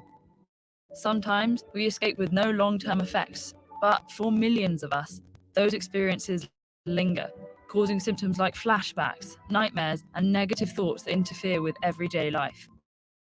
This phenomenon, called post-traumatic stress disorder, or PTSD, isn't a personal failing. Rather, it's a treatable malfunction of certain biological mechanisms that allow us to cope with dangerous experiences. Okay, so it's very important what she just said about PTSD not being a personal failing, okay? I'm so tired of hearing people say, oh, well, that happened to me too. I was whooped with I was this and that. I experienced what trauma, da da da. But you don't see me acting a fool, blah, blah, blah, blah, blah, blah. Okay, well, that's great. That's wonderful. But that doesn't mean that everybody processes trauma the same. And it doesn't mean that everybody has the same safeguards in place or the same support system in place to deal with that. It's not an excuse for bad behavior, but it ought to give us some kind of understanding for individuals who don't get the support that they need, and for society to come together to try to get those supports put into place for people. We've got to find those kids who have experienced trauma early on and give them the support and the resources before they start to develop those problematic thought processes that lead to damaging behavior.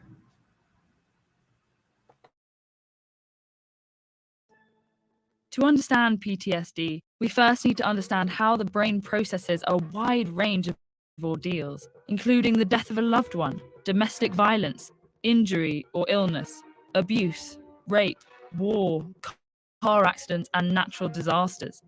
These events can bring on feelings of danger and helplessness, which activate the brain's alarm system, known as the fight, flight, freeze response.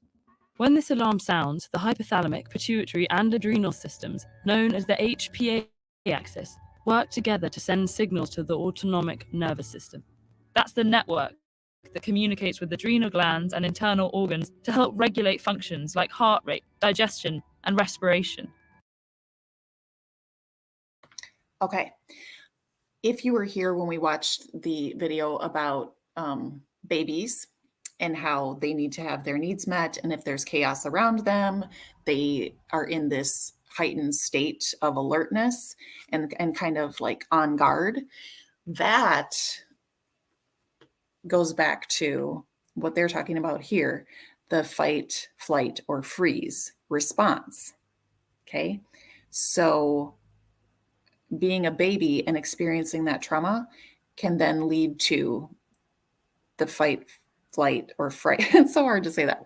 The 3 F's response later, when they don't even know, they don't even recall the trauma that they've experienced, but are still affected by it in this way.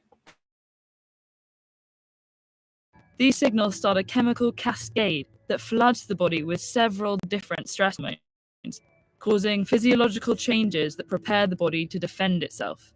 Our heart rate speeds up, breathing quickens, and muscles tense. Even after a crisis is over, escalated levels of stress hormones may last for days, contributing to jittery feelings, nightmares, and other symptoms.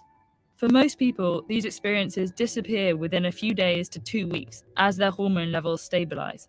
But a small percentage of those who experience trauma have persistent problems, sometimes vanishing temporarily, only to resurface months later.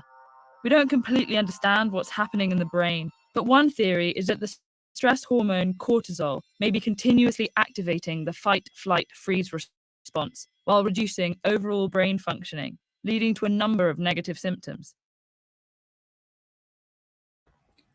I stop here to remind us that there is much that scientists know about the brain, but there's so much that we don't know.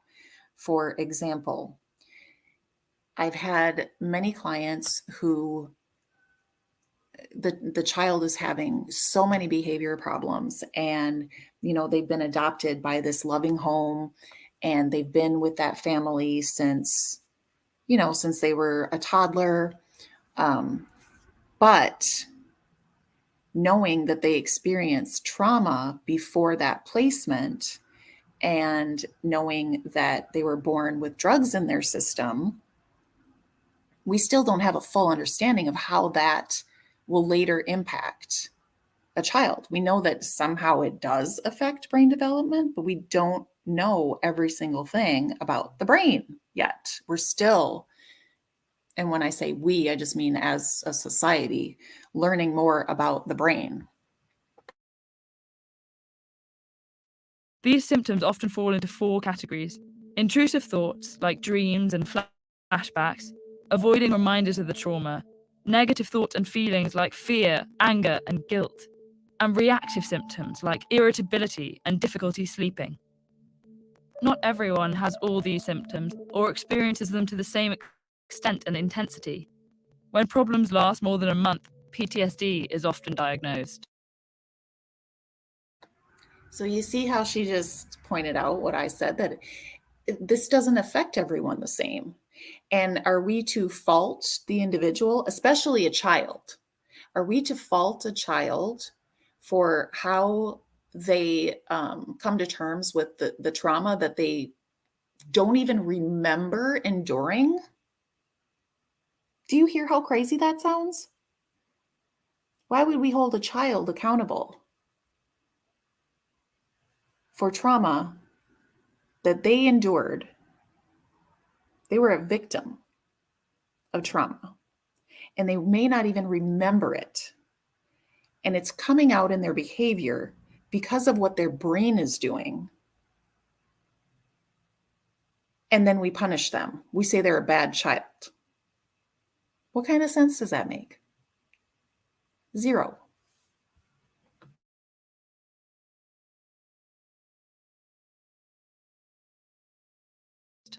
Genetics, ongoing overwhelming stress, and many risk factors like pre-existing mental illnesses or lack of emotional support likely play a role in determining who will experience PTSD. But the underlying cause is still a medical mystery. A major challenge of coping with PTSD is sensitivity to triggers, physical and emotional stimuli that the brain associates with the original trauma. These can be everyday sensations that aren't inherently dangerous, but prompt powerful physical and emotional reactions. For example, the smell of a campfire could evoke the memory of being trapped in a burning house. For someone with PTSD, that memory activates the same neurochemical cascade as the original event. That then stirs up the same feelings of panic and helplessness, as if they're experiencing the trauma all over again. Trying to avoid these triggers, which are sometimes unpredictable, can lead to isolation. That can leave people feeling invalidated, ignored, or misunderstood. Wow. So, yes. Yeah. And Duchess, you know what? Even with treatment, it's gonna have some effect later on in your life, in your relationships.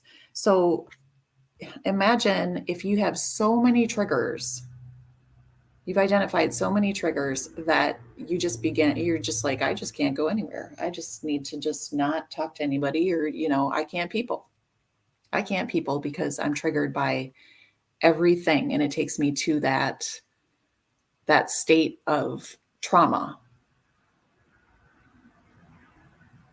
And when you're taken to that state of trauma, then you're going to have a response, right? Like a pause button has been pushed on their lives while the rest of the world continues around them. But there are options. If you think you might be suffering from PTSD, the first step is an evaluation with a mental health professional who can direct you towards the many resources available. Psychotherapy can be very effective for PTSD, helping patients better understand their triggers. And certain medications can make symptoms more manageable, as can self-care practices like mindfulness and regular exercise. What if you notice signs of PTSD in a friend or family member?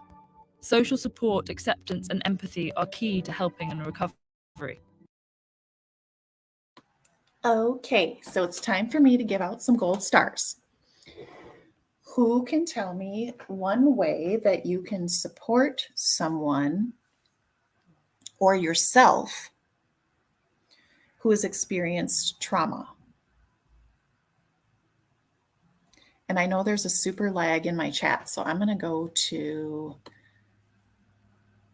oh my gosh, this is still playing over here. What in the world? Bizarre. The video's still playing on the YouTube screen, but it's not playing any longer on the StreamYard. That's how, weird. That delay is weird. That just totally messed with my mind. But anyway, thank you so much for your participation, everyone. You're doing a wonderful job. The body keeps score. Yes. What kind of therapy did you participate in, Crystal Dawn? Do you know? Because you know how there's different kinds.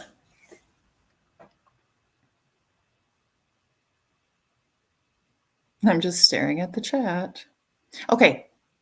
September Virgo, speak to someone if you feel these feelings, and also speak to someone that you see is struggling.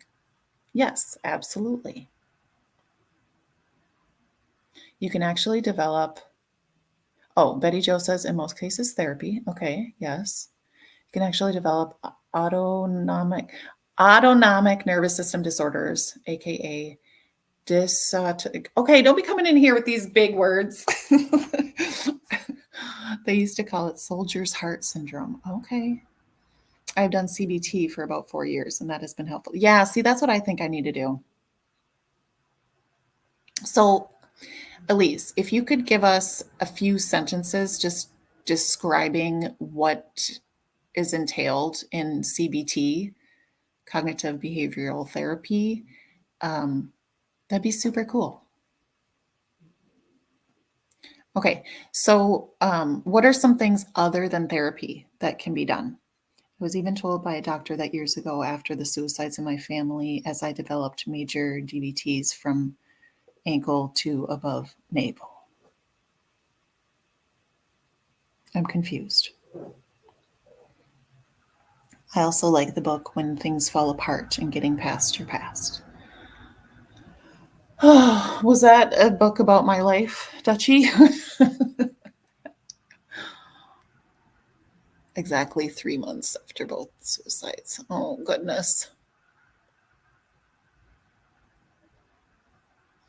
But some real basic and easy things are to have a healthy diet and to exercise and to get enough rest. And I know that sounds like, oh my gosh, that's so basic.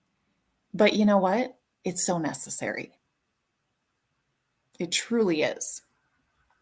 Your diet has a major effect on how you feel, how your body feels, and how your body feels has a major effect on your feelings, your emotions.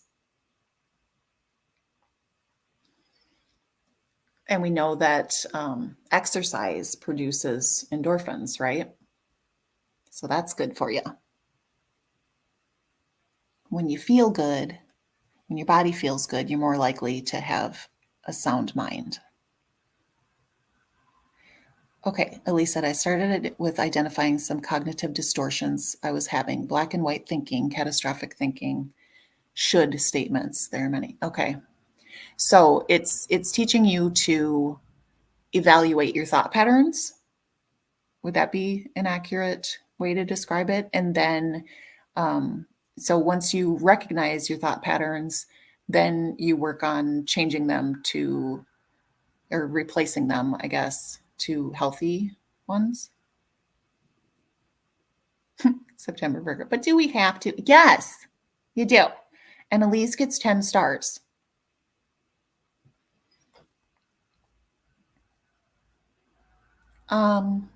You know what, September, I count any kind of exercise because that's something that's self-care too. You got to give yourself some atta-girls or atta-boys, okay? Because you're not always going to get it from outside. You know, chances are you're not going to. You know, you're fortunate if you have someone around you who's like, yeah, you know what, you're doing great. Well, ain't nobody telling me that. So I'm going to tell myself that so I can keep momentum. Because look, when you feel like you're failing at something, that's not really motivational, you know. But if you have a small success and you say, hey, self, damn, look what you just did, girl. Okay. And it feels good, then you're going to do more of that. Yes, feelings are not facts. I love that. Reframe the thoughts. Yep. 73-year-old bodies don't often feel great. I know. I don't know because I'm not 73, but my body is falling apart already. So by the time I get there, it's probably gonna, gosh, who knows? Oh, Sassy, I'm sorry to hear. Yeah, nightmares are hard. I have one condition, it's called POTS. I've heard of that, where your body lives in a fight flight from cortisol and adrenaline. Yep, it's a spectrum disorder, but for some it's completely disabling, not just people with PTSD. Okay. What are the other causes of it? Do you know? Postural orthostatic syndrome. Tachycardia? I faint sometimes. Yes. You also have to learn to be patient with yourself. Absolutely. And you have to be forgiving of yourself. Like, okay, not to the point that you allow yourself to make the same bad choices over and over and over again, but to the point that you say, okay, I really fucked up. I'm going to own it, and I'm going to legitimately make a point to do better. You know better, you do better. A lot of people who experience trauma do end up with health problems. Yep. Thank you, Sugar Magnolia. Thank you for coming. I appreciate you. Read a good book. Yes. Hi, Smiley Story. I played your video earlier about the scammer. Thank you for that. Read a good book, listen to your favorite music, walk in nature. Girl, yes. Yes. Actually, oh gosh, yes, grounding. It does so much for me. I love it very much. Self-care is very important. And yes, let yourself off the hook. That's right, Zona. Elise says, I have very positive self-talk now without even thinking about it. I acknowledge my problems or mistakes and make goals to change. That's what's up.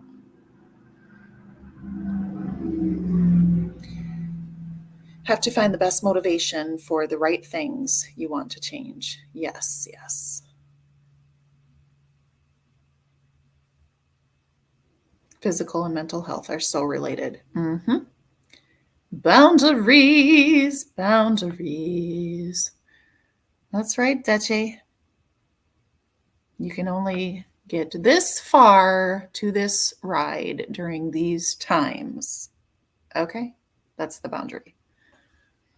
Music is a winner until a song comes along that triggers you. Yes. Yes, yes, yes, yes, yes, yes. And, yeah, sometimes medication is needed. I myself need my medicine. Ain't no shame in my game. I have a good friend who's been in therapy forever for a horrible childhood. She actually told me I was suffering from PTSD after that horrible accident. I had no idea. Yeah. So, yep, when you have something going on with yourself and you can recognize it a lot of times in others, but sometimes, people don't want to be told about themselves. And, what else? Girl, what meds are you taking? Because I need them, because I do not feel amazing. Mediation. I was grow a garden and spend time in my hammock. Do you mean meditation? I think you meant to type meditation. Change that station. Yes. Yeah, when you hear something that is triggering. Well, let's talk about that. What should we purpose to do when a trigger comes? Because oftentimes once you're triggered and you're in that fight, flight, or fight, like, how do you stop and think? How am I going to respond to this? How do you develop that control? Okay, let me get back to this. I've been talking too much. Let them know you believe their account of what they're experiencing and that you don't blame them for their reactions. If they're open to it, encourage them to seek evaluation and treatment. PTSD has been called the hidden wound because it comes without outward physical signs. But even if it is an invisible disorder, it doesn't have to be a silent one. Mental health conditions impact millions of people around the world, yet are often misunderstood. Check out this playlist to get informed.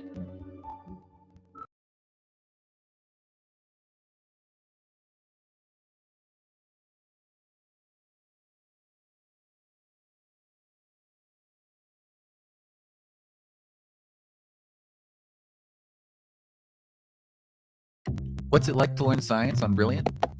Brilliant gets you hands-on to help you learn by doing. Hey, welcome back. Today, I really wanted to think about what's the best way to teach teachers about trauma without getting them distracted with all the technical stuff, and what's the most important thing for them to understand and learn. And I thought that the best way to do it. Okay, so this is obviously directed toward teachers, but we're all kind of teachers in a way, right?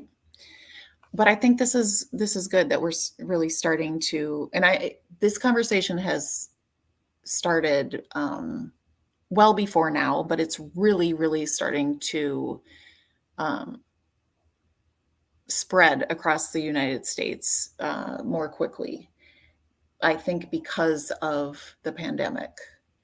And yeah, so hopefully we're on a good path to really getting educators to be able to provide social and emotional learning in classrooms. And I think that's kind of what he's going to be touching on. Let's see. Might be to just make a difference between a learning brain versus a brain in survival mode. So we'll just call it learning brain versus survival brain. And this is the difference. So learning brain is this brain that's open to learning new information, and it's completely okay with ambiguity and grays and vagueness. And it sees the big picture. It like pulls back and is on the balcony, can look over the forest and figure out what's going on.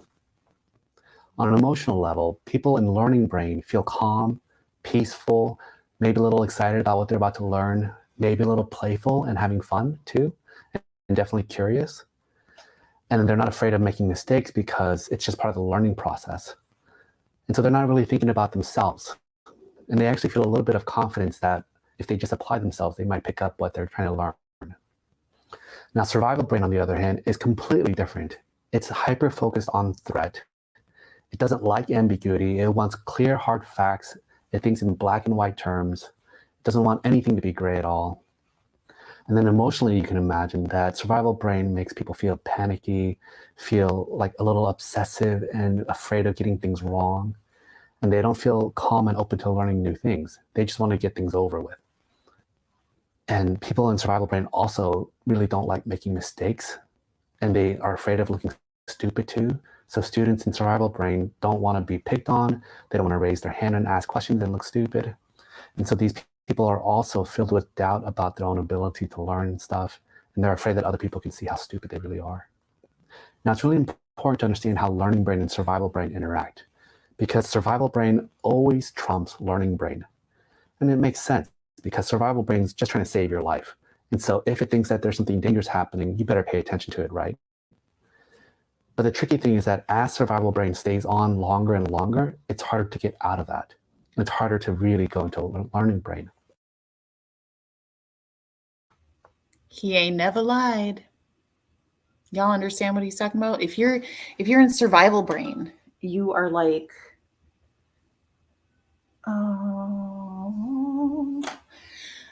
okay. If you're in survival brain, you're concerned about your basic needs, right? So if you think about Maslow's hierarchy of needs, if you don't feel safe, which is essentially what's going on in survival brain, you are not going to give two fucks about what, and it's not a conscious decision, okay? I'm not saying that, but your subconscious is going to be so focused on remaining in control and alert as to what's going on around you that you're not going to be able to take in new information and process and learn. No, I didn't see your comment, Blackhawk. What's up?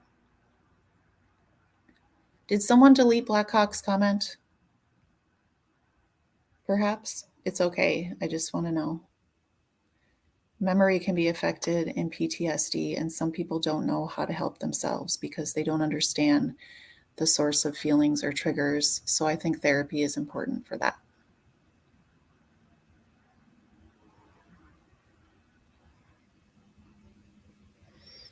Elise, what are you? A body check. Uh-huh. Everyone do a body check. Release the tension.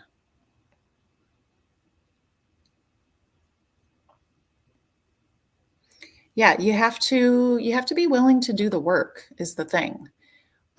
You can't just be like, okay, I feel shitty and I'm just going to sit in it. I'm just going to marinate in what's upsetting me.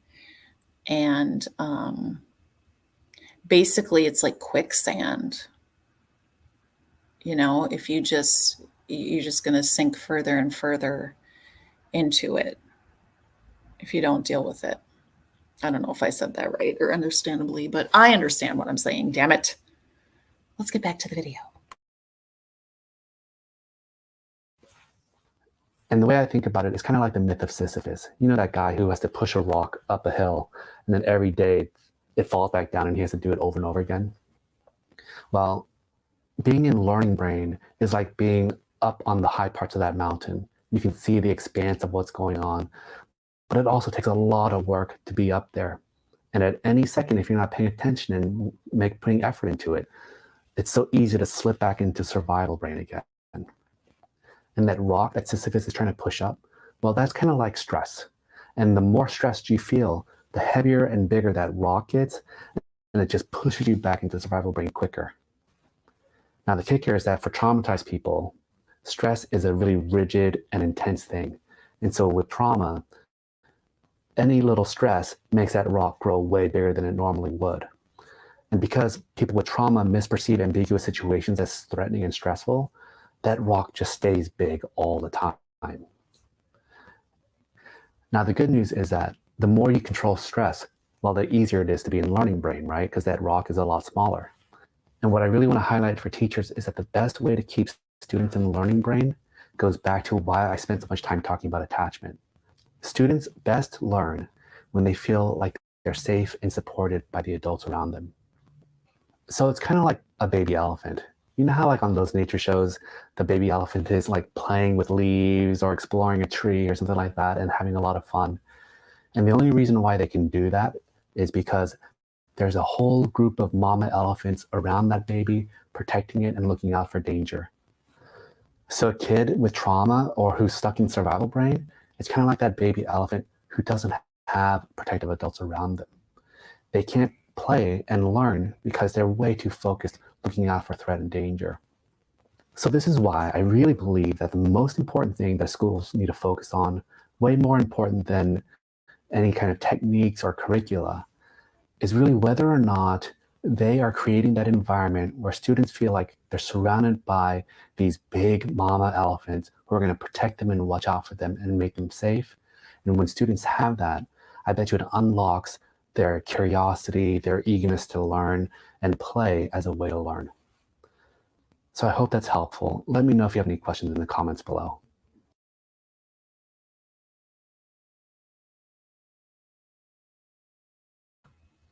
So basically, what I believe he is saying, and this is what I always tried to do in my classroom, and what I think we as people need to do in our workplaces and really anywhere that we dwell with others, is by fostering a sense of belonging for every person.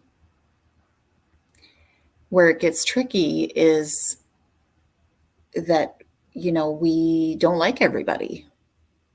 And so if someone rubs us the wrong way, then maybe, we avoid that person. So once you do that, once you put up that wall, then, are you blocking the sense of belonging? I'm just asking. I'm just throwing stuff out there. I don't know. But I always tried to really bring my classroom together, my students to know that they are a cohesive group and they should be looking out for one another. Like, y'all are on the same team. And the way that I would do that is I would develop challenges, and lots of teachers do this. There's so many good teachers across the country and the world. But one way that they do this is by having incentives, like whole class incentives. So not where they're competing with one another. And I'm not saying that competition is wrong, because that does motivate kids too. But for them to, as a team effort, as a classroom, to work towards something together really helps to foster that sense of belonging within the group. Charlotte, I used to be a special education teacher. Yes. I am a parent educator now. and an advocate. Daisy said, also make sure you are aware of your surroundings. I stay away from things that trigger me. Yeah. Yep. If you know what those things are and you know that you may encounter them, then it's good to avoid. But then again, and I'm just speaking, from myself, like I want to be in a place mentally where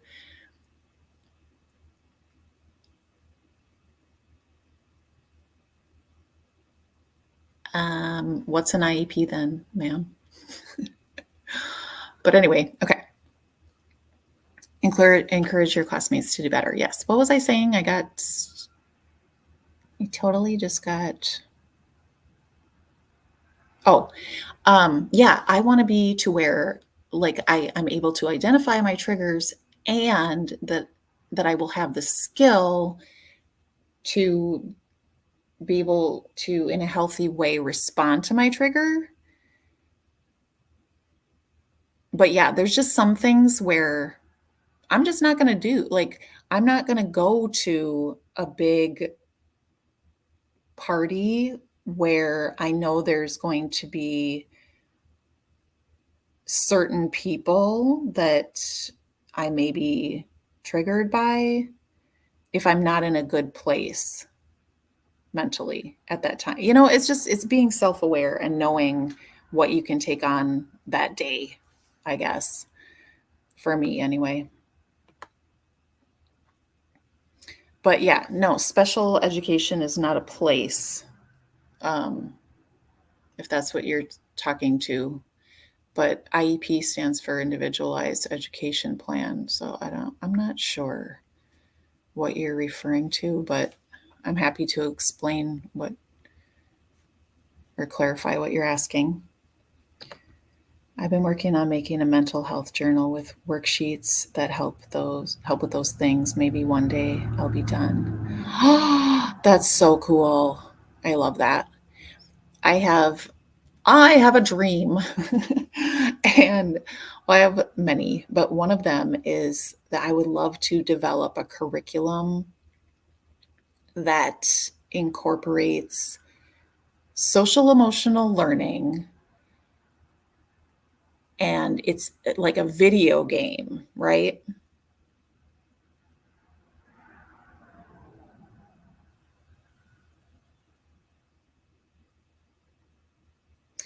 And I want it to also be able to teach the subjects as far as whatever standards the kids need to learn, but I want it to be incorporated into a fun and engaging video game for those kids who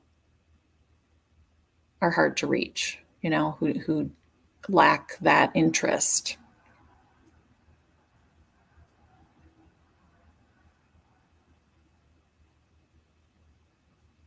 How did I refer to kids? I'm not sure what you're getting at.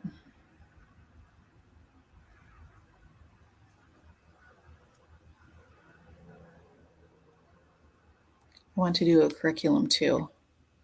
Yes.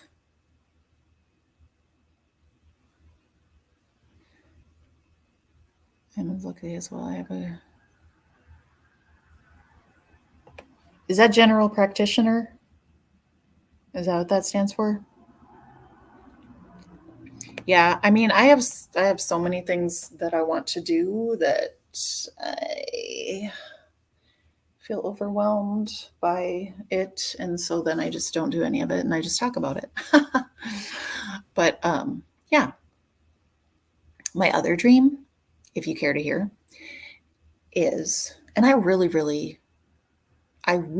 want to do this, but I'm so afraid and I don't know how to do it. But I've talked to Duchess about this. She knows that I want to have a business by the beach because the beach is my happy place. Okay.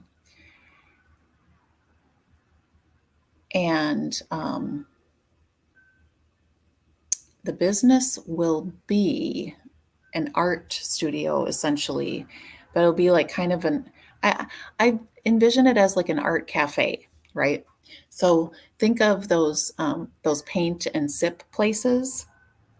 So it's kind of like that. And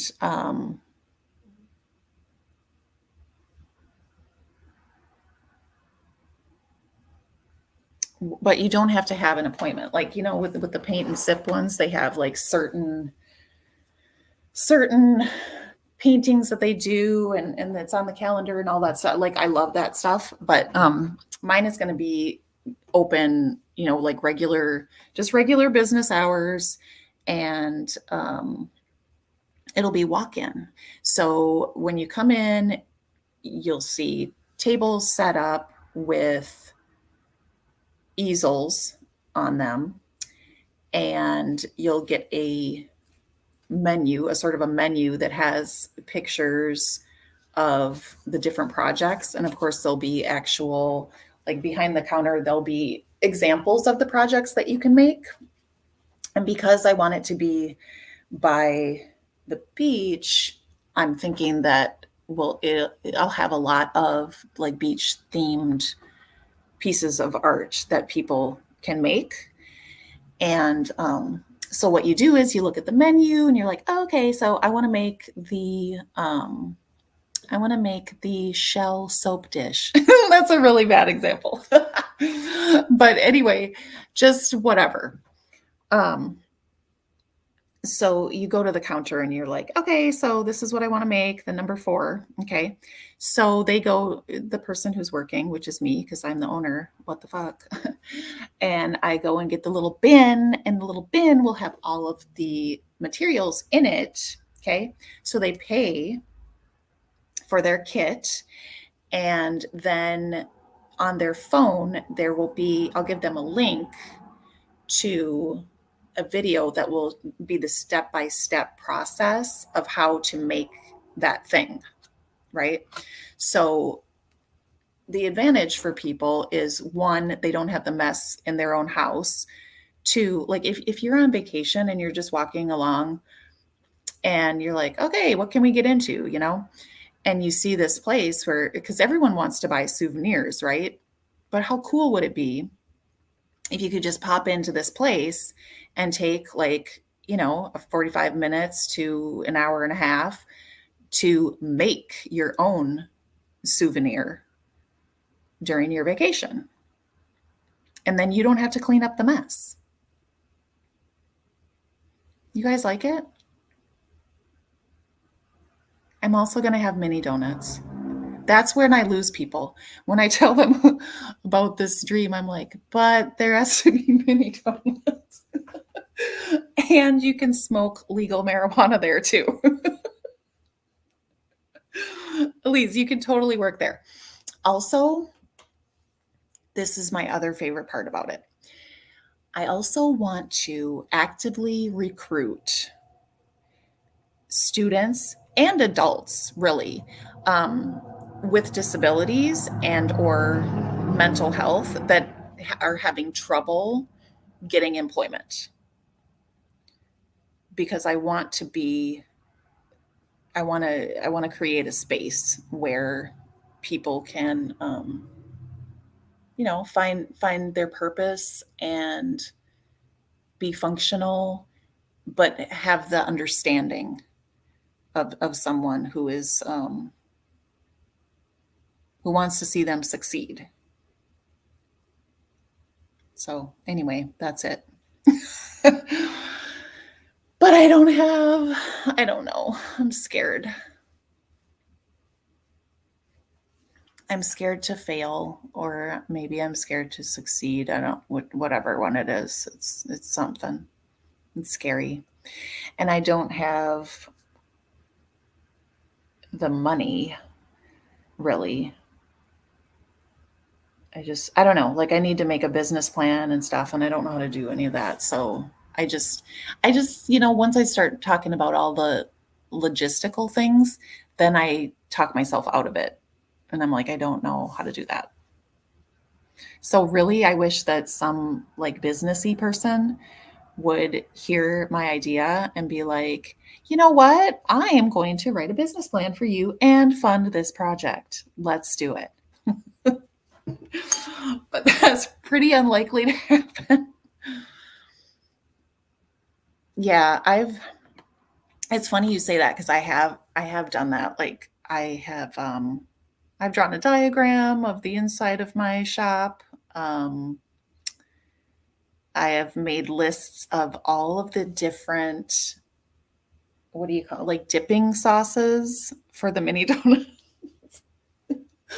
Because, okay, first of all, hot, fresh mini donuts are the bomb. Okay. I don't know if you've ever had them before, but you're really missing out if you haven't.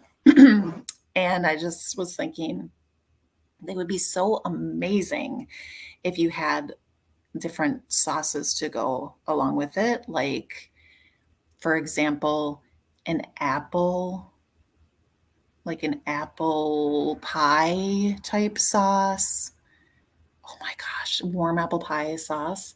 Okay, Nutella. Oh my gosh, raspberry sauce. Like, hello, are you hungry at this point? Because I am like, I need some mini donuts and there's nowhere to get them. The only place I know of to get a mini donut is a fair, and there's no fairs going on right now. Sugar Mama, you're inspired. I'm so glad. I love it. Oh, Elise, that sounds amazing. Carrot cake donut with cream cheese frosting. Girl. Yes. Hell to the yes.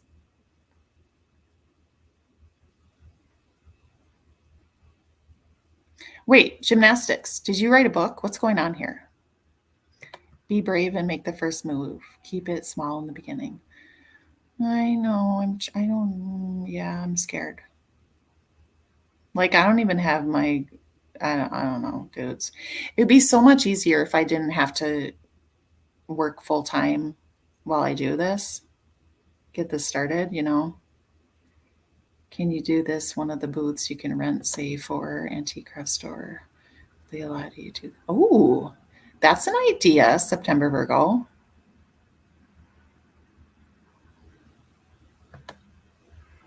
Yeah, I'm sure that they do, but I talk myself out of that before I even get that far because I'm terrified. It's bad. White chocolate. Girl. Oh my gosh, that sounds amazing. So good. Let's get this man off of here. So yeah, I don't know what else to talk about.